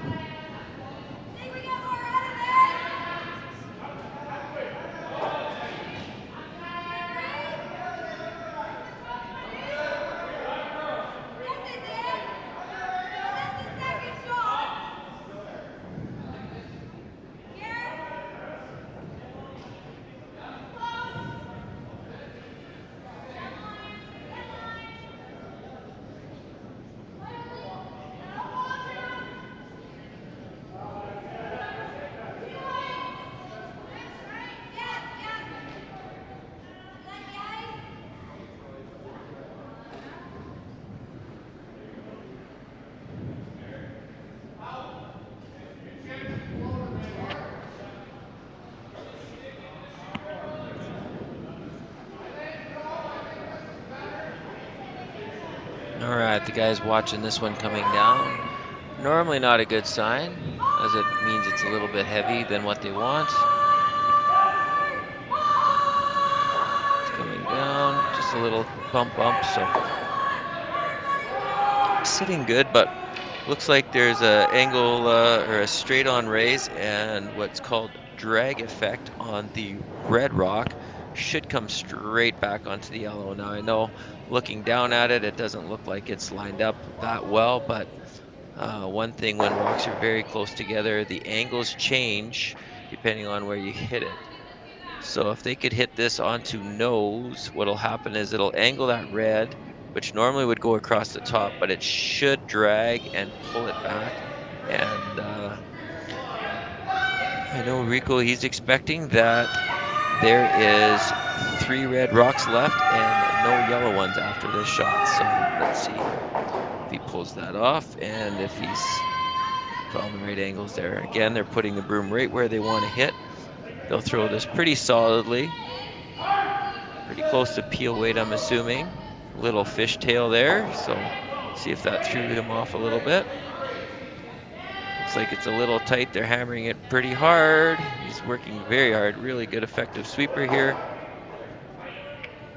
And unfortunately, he missed his angle. Again, a little bit of fishtailing technique there, and that's caught him a couple times today on his throws. So whenever he goes to the peel weight, so he'll definitely want to work at squaring that up a little bit for future throws. But good opportunity where it left Jesse with one of his shooters on the button. So now,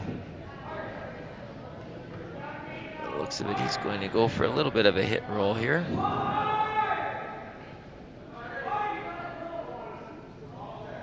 Probably go with a little bit of softer weight on this one so he can get a hit and roll in over top so that they can control their shot.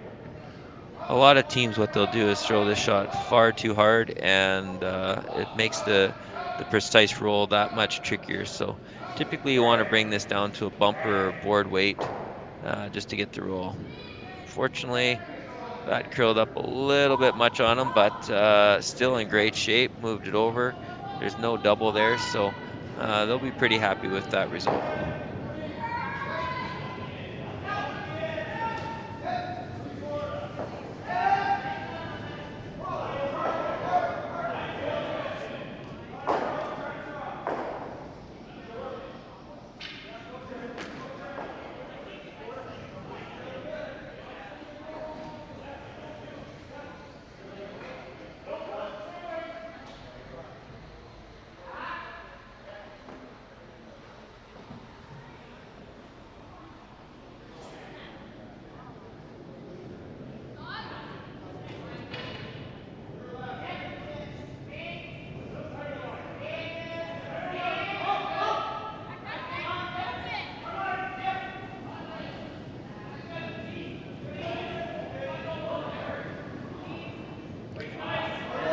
So he's trying to make this curl a little bit. You'll see when the outside person comes onto the sweep, what that does is that's, in theory, is going to help it curl in more. Typically what'll happen though with the legal brooms that they use nowadays, you have to do significant force to get a rock that's thrown with anything more than board to curl a little bit. So that's why he had trouble getting that to curl in, but he did make enough contact to knock it out. So they're in good position. So again, Jesse here, a lot of teams, what you'll see is they would draw another one in behind there, but they're giving the Japanese team a lot of respect, thinking that that's a pretty close run in. So they don't want to chance that yet.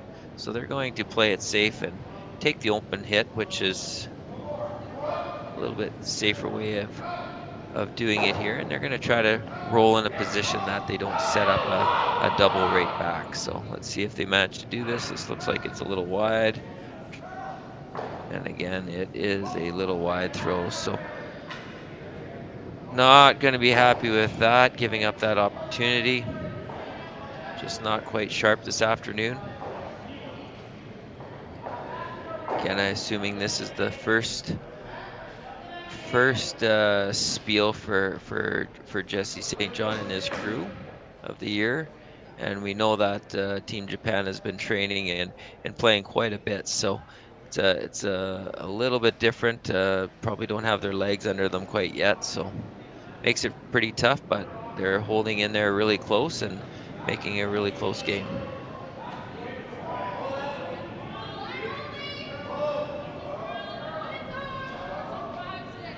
So this play here going on this early in, just drawing instead of running it back and trying to keep everything open and narrowing it down and keeping it close, they've decided that they want to draw in there and make it a little more difficult and make Jesse make the big move, where if you can get this frozen onto that one on the top button, it's, you're setting yourself up for a lot of good things that can happen for you anytime you have your own color rock in front of the others. Now this one looks like it's going to come up a little light. They are really trying to move that rock, but they are going to come up a little light on this one. So now we have 2 guards in play, which is still a danger.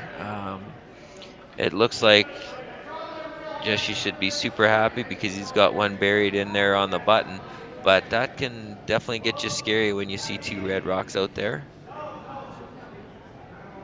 So we'll see if he's going to, it looks like instead of coming around the inside, he's going to opt to go to the outside, trying to generate his points there. So he's going to want to make sure that he's going to call for a T-line on this one. T-line, if not, just maybe back 8 is still good too. You just don't want to be on the top 8 or top 4 with this one over on the side and leave some sort of double for the opposition. So they're having a good discussion with the sweepers right now and making sure that they know they want to put this right on the T line to avoid any kind of roll in.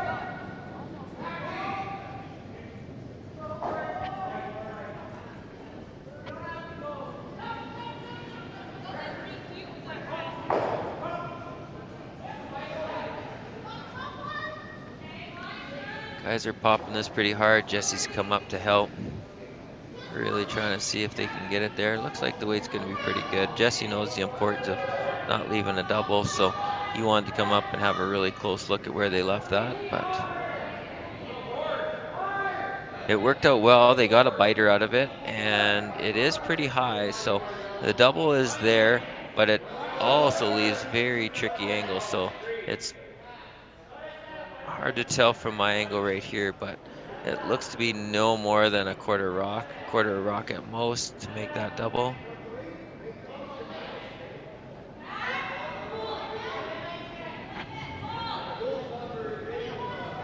Or they still have the option that they have the short run back.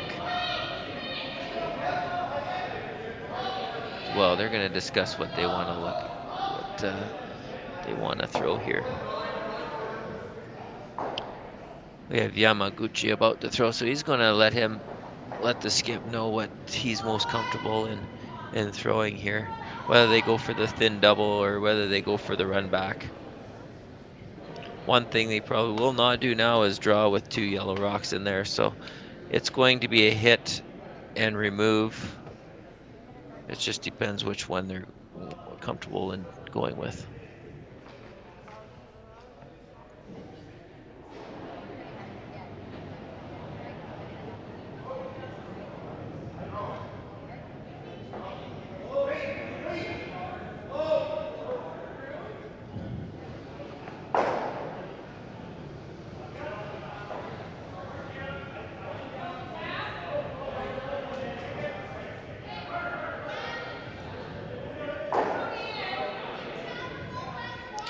Taking a lot of time over this one. They're definitely not that confident with it. I think it's still the shot that I'd like to play, but they would have been discussing what turn they wanted to go with. Earlier on, they tried the in-out off there, so I'm surprised they're not trying with the same one because they've thrown down that line. They know what it does, but again, each thrower is more comfortable typically with the in-turn or out-turn, and a lot of times the skip will leave it up to that player to decide which one he wants to throw with. So they've gone with the out turn here. And I believe it's Yamaguchi's up to throw, so that would have been his decision there. And let's see if he can throw a nice one here. It's a fair bit of ice, so they're coming with a little bit less than ice than normal. Normally when you're looking at a double opportunity, you'll see teams throw a peel weight. They are more trying to position this where they get the hit and they want a certain roll with their rock.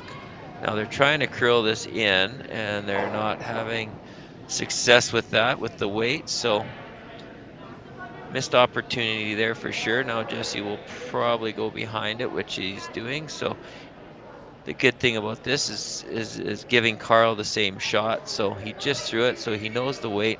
So they should be able to make this pretty good, as they just saw it go down there. And Carl makes sure that he adds on about 6 more feet for the guys, so that he doesn't kill the sweepers, and they get a nice true roll in there.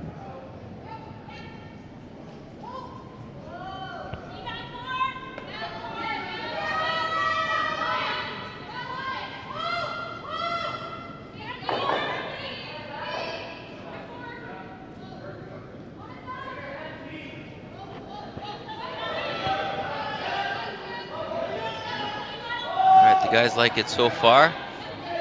Light brushing, cleaning, nobody's pounding, which doesn't show urgency either way. So they're liking the way it looks. Now they got to make sure that they get it covered, and they got to get this to the tee line. They do not want to leave it in the top 4, which they have just done. So be a little bit disappointed with that they didn't get that on that sooner. Now they're leaving a pretty good opportunity for this double, and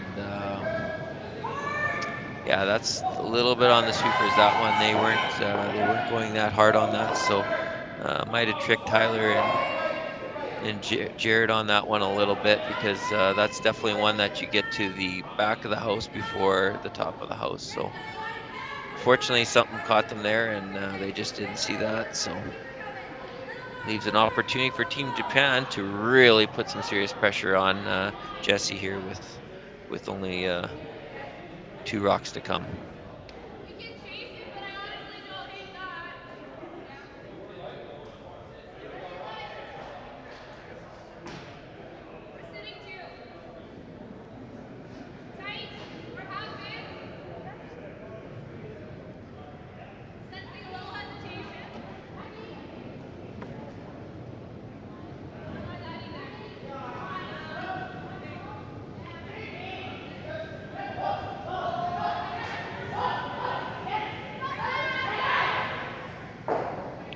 Okay, and just like I mentioned, big mistake on that last one by the St. John team, and they definitely paid the price for it. Beautiful shot there. And so now Jesse will have to make a really nice draw behind here and hope that the run back is missed by Riku.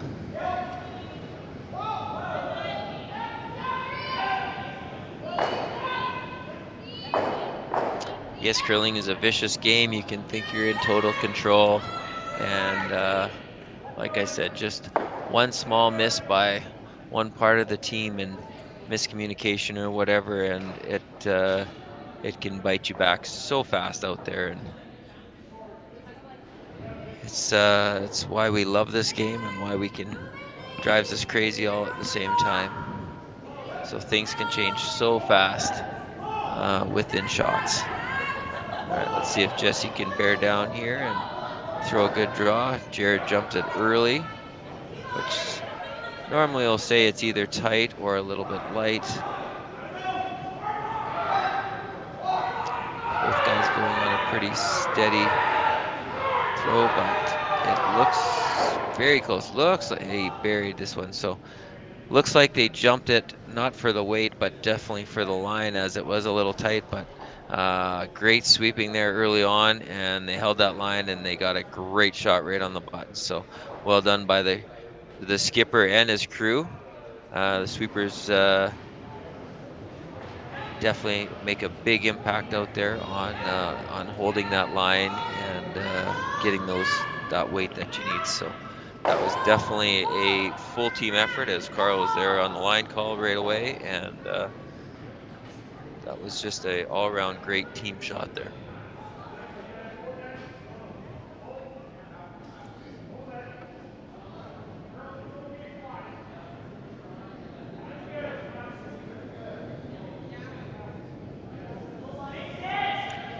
So just like that, now the pressure is back on.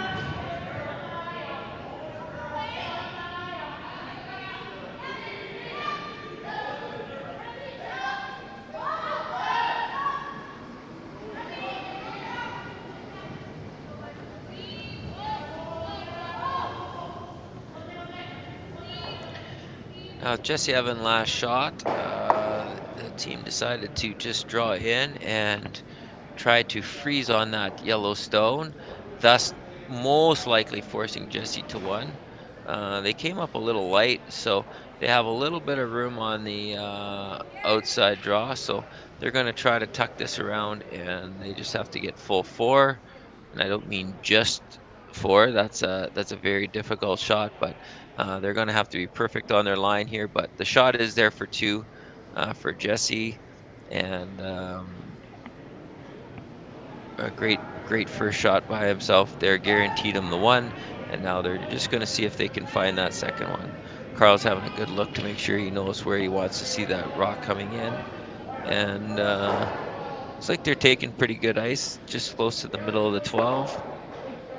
Normally we would see a little bit more ice taken for this so that they could have the outside guy sweep that in to have a little bit better angle coming in towards the button, but maybe what Jesse's looking at now.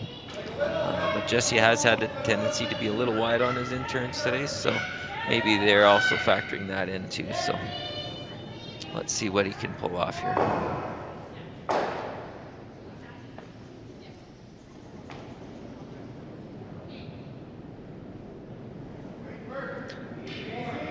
So he had a nice release. They're not doing anything now. Normally you like to see one of the sweepers down with at least a clean, but there they go now.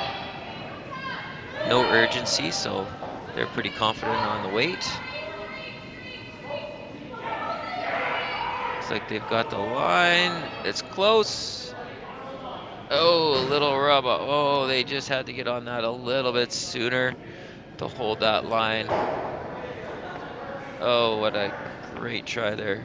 It's that one will hurt. The sweepers are going to take that one back, and wish they had got on it just that little bit sooner.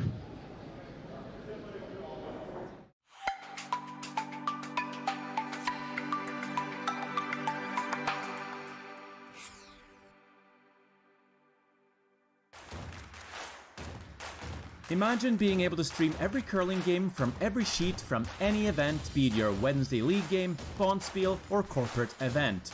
Curling Stadium offers an all-inclusive streaming solution featuring high-quality cameras, ease of use, great reliability, and minimal installation. Offering your sponsors customizable ad space on your streamed curling games and being able to sell video packages to your corporate events for increased revenue. With Curling Stadium, you can stream to any device, be it your mobile phone, tablet, or computer.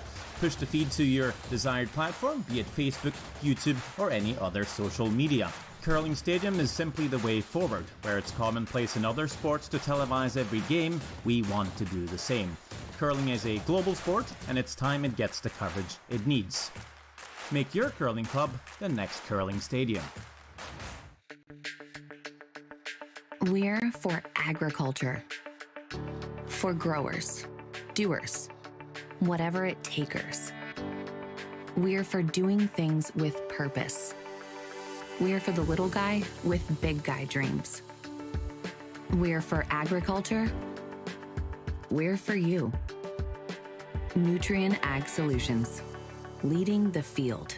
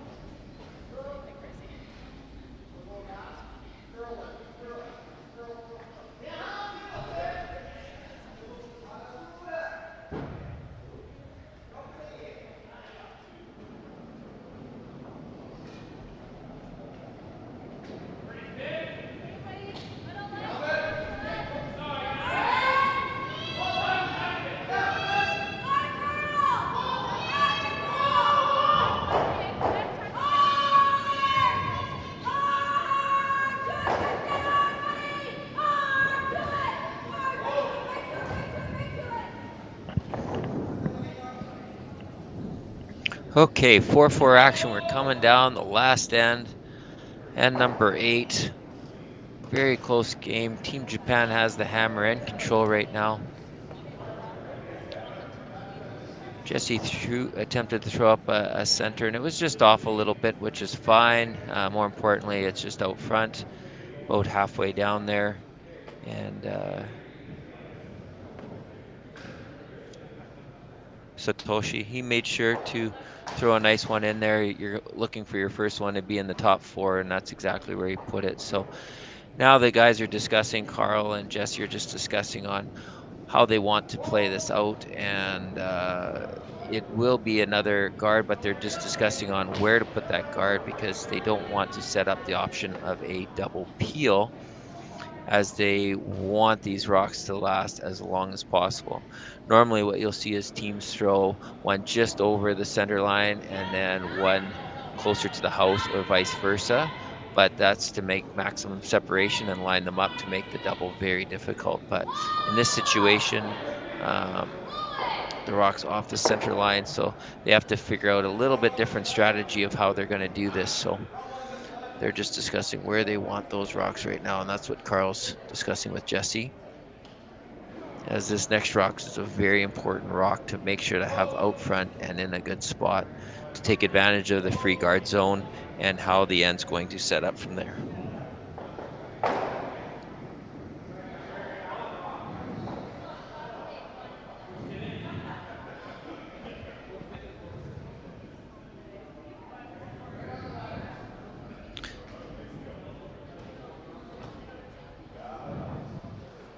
Little update on the Laycock-Jacobson game, which is another big one to see who goes into the finals. And we have Laycock up 4-2. Jacobson was forced to a single in 7, so now they're coming down 8 with Laycock up 2 with the hammer and sitting in very good shape so far. So no guards out front, so it should be a pretty clean end for Team Laycock.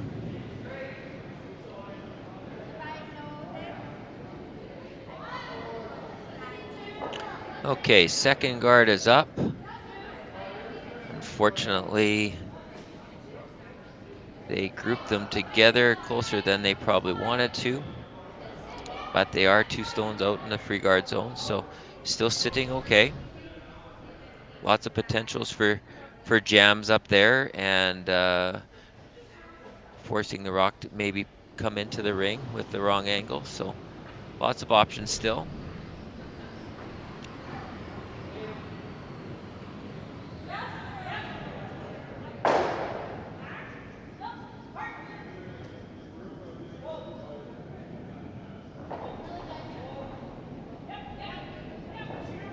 Very nice balance slide coming out here, and looks like the release was nice and clean, so line and weight should be pretty good on this one.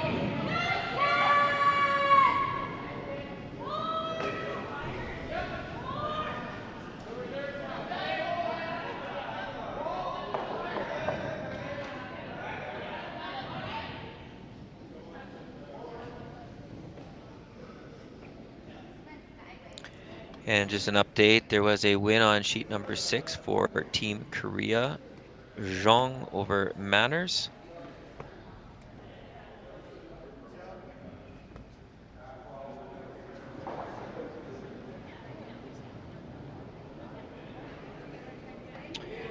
In the 8th end, in the women's division, we have Howard against Orsted, and Howard is up 3-1 in going into the 8th end, and they have the hammer, so sitting pretty confident there, but anything can happen in this game of curling, as she does have one out front there.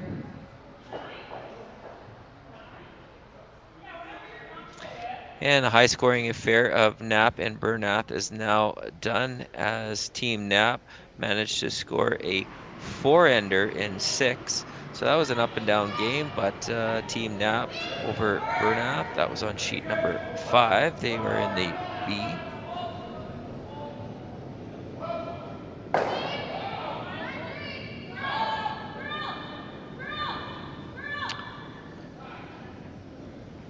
Just watching this shot come down. So Jesse's trying to tap some rocks to the back of the house. Again, it's not the mission to get the rocks out of the house, especially when you're trying to steal coming home, but he more or less wanted to see that rock just behind the tee line or close to the tee line so that there's freezing opportunities or making it more difficult to get shots out. So as you can see with this one, most likely there's a couple rocks moving, but there's so many potentials to jam. So great shot by Jesse to call that one. And now we're going to find out what happens as we try to move some granite here. Good hard sweep on this one.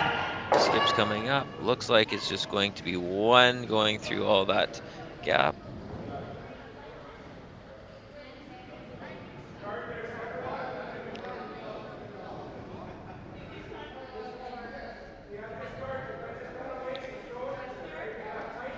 And then one of the games that's behind just a little bit here still on sheet number 1 in N number 7, we have Mitchell versus Barber. Currently 6 red rocks in the house, but we have 1 yellow of Barber's that's in there as third shot. So right now Brett's looking at how to get in there, and looks like she's got a pretty straightforward shot for a double to sit 2.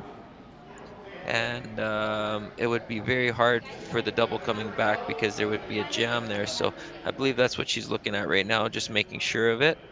But this is her last shot, so they should be able to just hit nose on her last one here, and should be able to score 2. I don't see any other rocks really hiding there.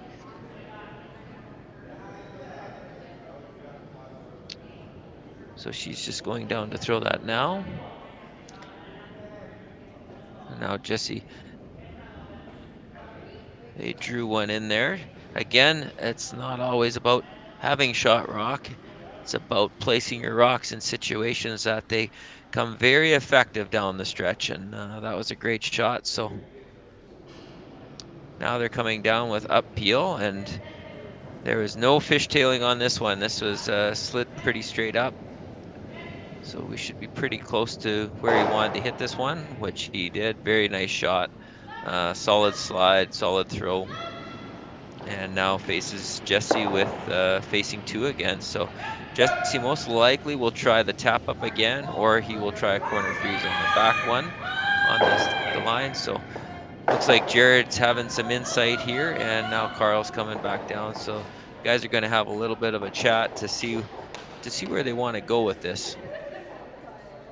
All right, just on that sheet number 1, Brett's Barber's shot, last shot's heading on down.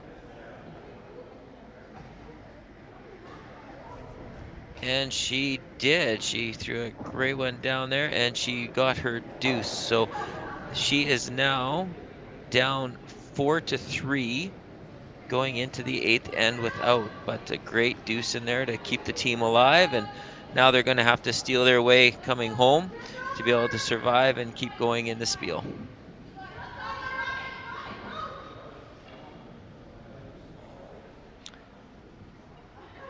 So that's official. Team Laycock ran Jacobson out of rocks, so Team Laycock will be going to the A final.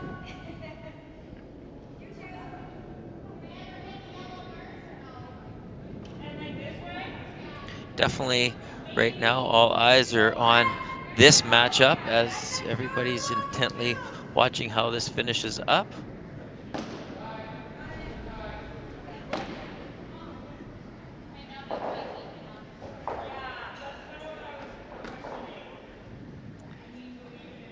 And the only other game out there is the Orsted and Howard is up by 2 with the hammer, and no rocks in the house. So Ashley's just wondering how she wants to clean up maybe some of the guards here, but she's definitely in control. Now back to action. So they threw a tight guard out here to get it in the way, so now the team has to decide, do they want to get rid of that guard, which is very difficult, by the way, because there is rocks on both sides of the sheet that are very potential jams. So it's in a great spot that it is not a routine shot to hit that guard out. But any team knows that they do not want to leave a guard in the 8th end when as the other team will definitely use that. But in this situation, very difficult to get out. So they might go with the third shot, which is also Yellowstone, to see if they can just put another one in. But yes, it's always scary when you're leaving opponents' guards out front.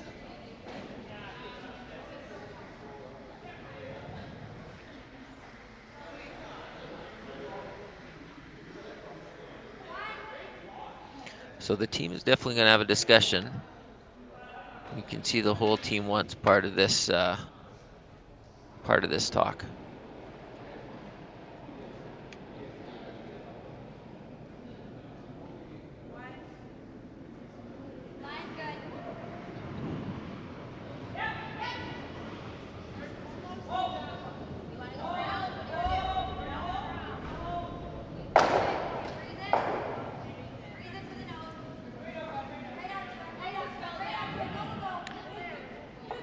Okay, they've had their discussion. They know how they want to play this one.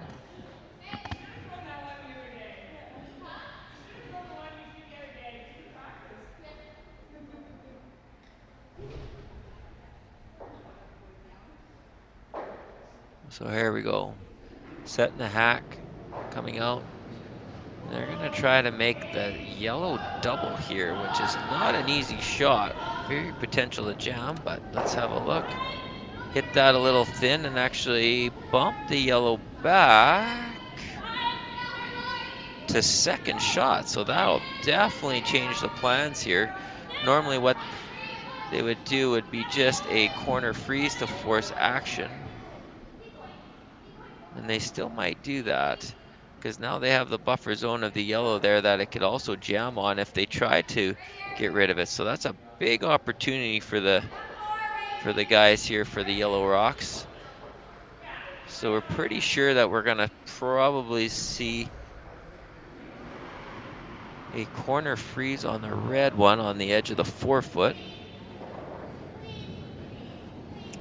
But the guys are definitely looking down the other side here at the short run backs. And they're thinking that they might actually try to move the red one off the middle of the 8-foot.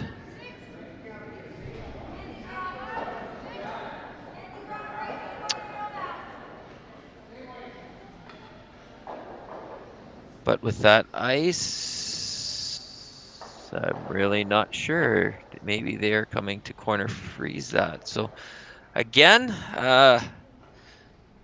every team definitely has their strategy that they like to use, and they're obviously envisioning something here for a couple plays ahead. Pretty sure Team Japan is pretty happy with this call, but again, let's see what Jesse hasn't planned.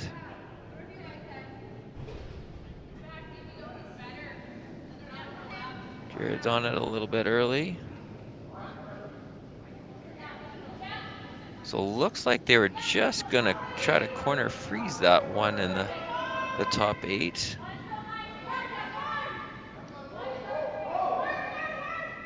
Or just throw a straight guard.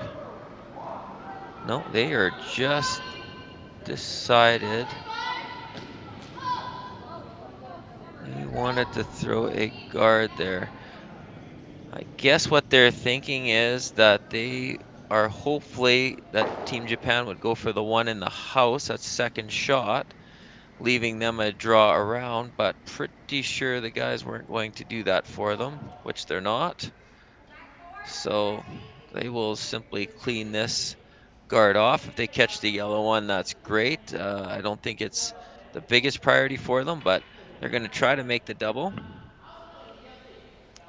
But if not, a straight peel, and I'm sure they'll be pretty happy because they will have a pretty good shot for their last one, regardless here.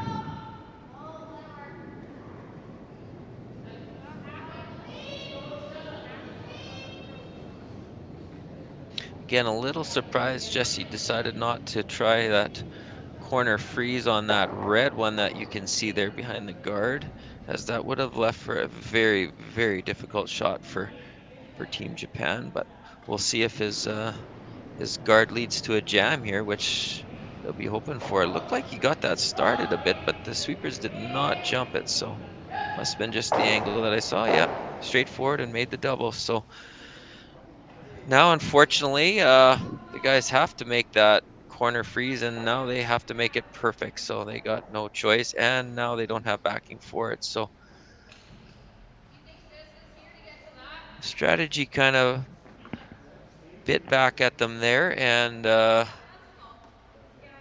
but let's get a corner froze, and that's done now, so you can't do anything about that. Let's see if Jesse can throw down a nice shot there, and see if they can put some pressure on the Japanese team here to make a real pistol for their last one.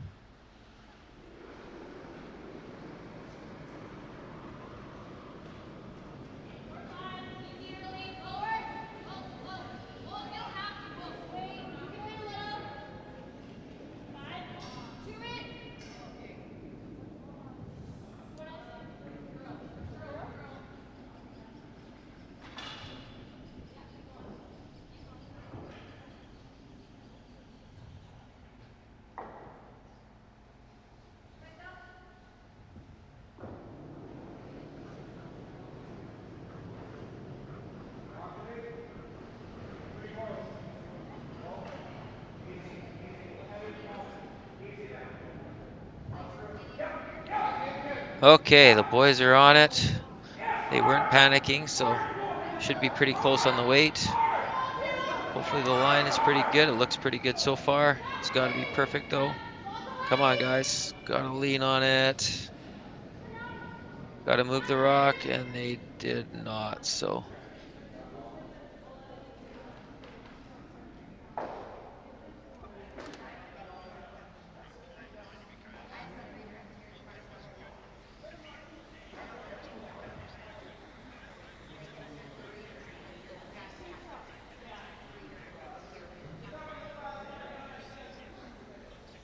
They still have the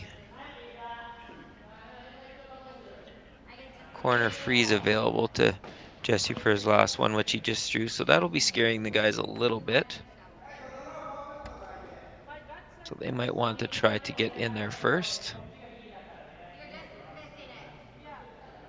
Or, as you can see, the tap up would be a very nice call. If they could tap that up, then the corner freeze is not an option.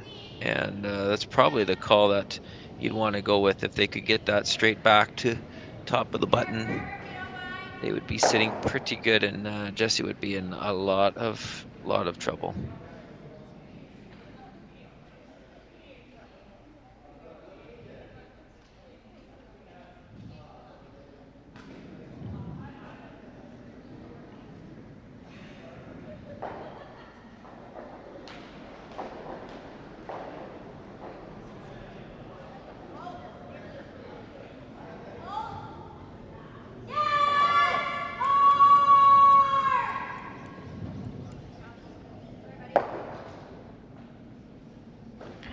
All right, some big discussion here, and this is just one more time to thank Curling Stadium for being out there and offering such high quality visibility for all these games that are being played at some rinks right across the country, but right here, especially in Swift Current, it's been a real highlight to this club, and helping to save it and keep the doors open. As we all know, curling is very tough right now, and to have opportunities like this to be able to watch world-class curling and get big events into small communities like Swift Current, we really thank them for putting that on. And of course, our the major sponsors, the S3 Group, for coming forward from a local standpoint and really helping out in sponsorship of our events. So thanks to those companies. And you can definitely see in the commercials, please pay close attention. I know that's normally when we go for our washroom breaks or to the fridge or something like that to snack, but make sure you watch those commercials and see who who's putting out the money there to keep this kind of operation in, and hopefully give thanks to those companies for taking such a big part and helping keeping curling thriving. So big discussion here, all four involved. Going back to trying to do the shot that Jesse tried doing, which is the corner freeze. I still think personally I would really think that the tap back would be the best shot or easiest shot, but if they put a really good corner freeze on here, Jesse will still have a shot. Um, but all that very difficult one for sure.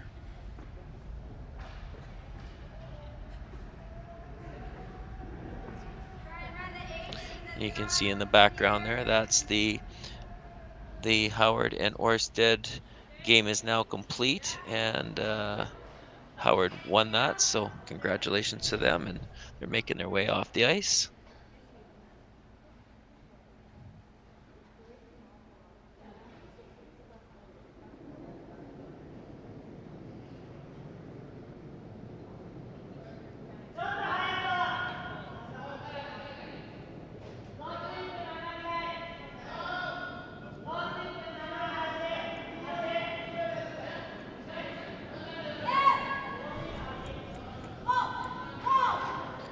All right, they're coming down. Looks like it's got a little bit of heat on this one. So there's going to be a little tap and roll. Sitting pretty good. So now Jesse's going to have to figure out where they're going to go. And looks like the only shot they have is a little bit of a hit and roll. If they tried to, I know everybody would look in the hit and roll to the middle, but leaves a very short run back, but still might be easier than trying to hit and rolling off to the side there. So they're going to have a really good look at their different angles to see where they want to get into. The only other game on the sheet is Mitchell and Barber, and that's in the C division, and it's a winner out kind of situation. Mitchell is one up with and currently sitting 5. So Brett's got her work cut out with 2 shots to come, but Brett's been playing a long time, and I know she'll find a way to sneak a yellow rock in there. So I'll keep you updated on that as we go with just the skips rocks to come there.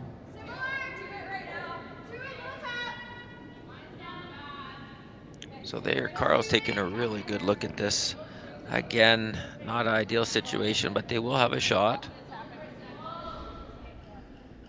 There's a couple different options here. They could also come down and just tap that to the back 4 and sit in front of it so that they would have 2 different opportunities to jam, leaving it wide open.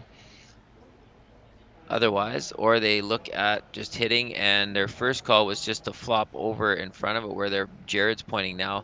Very, very, very difficult to do.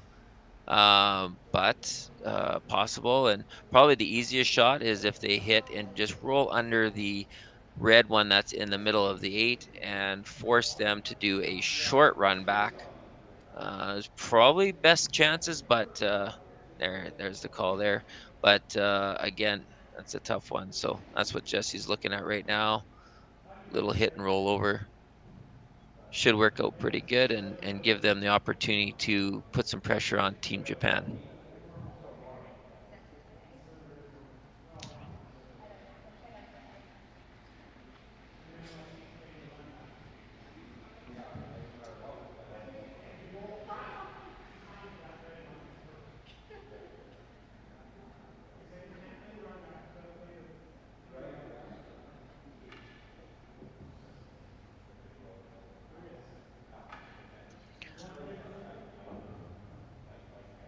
All right. Now again, in normal play and normal spiels, especially big competitions with time clocks, you'd be never allowed to this much time to look at it. But both teams have taken advantage of not having anybody call them on the time. So that's why the game's going a little bit later than what the ice makers would definitely want to see. But big decision here, as this is a very big game. So guys don't want to take anything for granted and make sure that they're looking at every situation.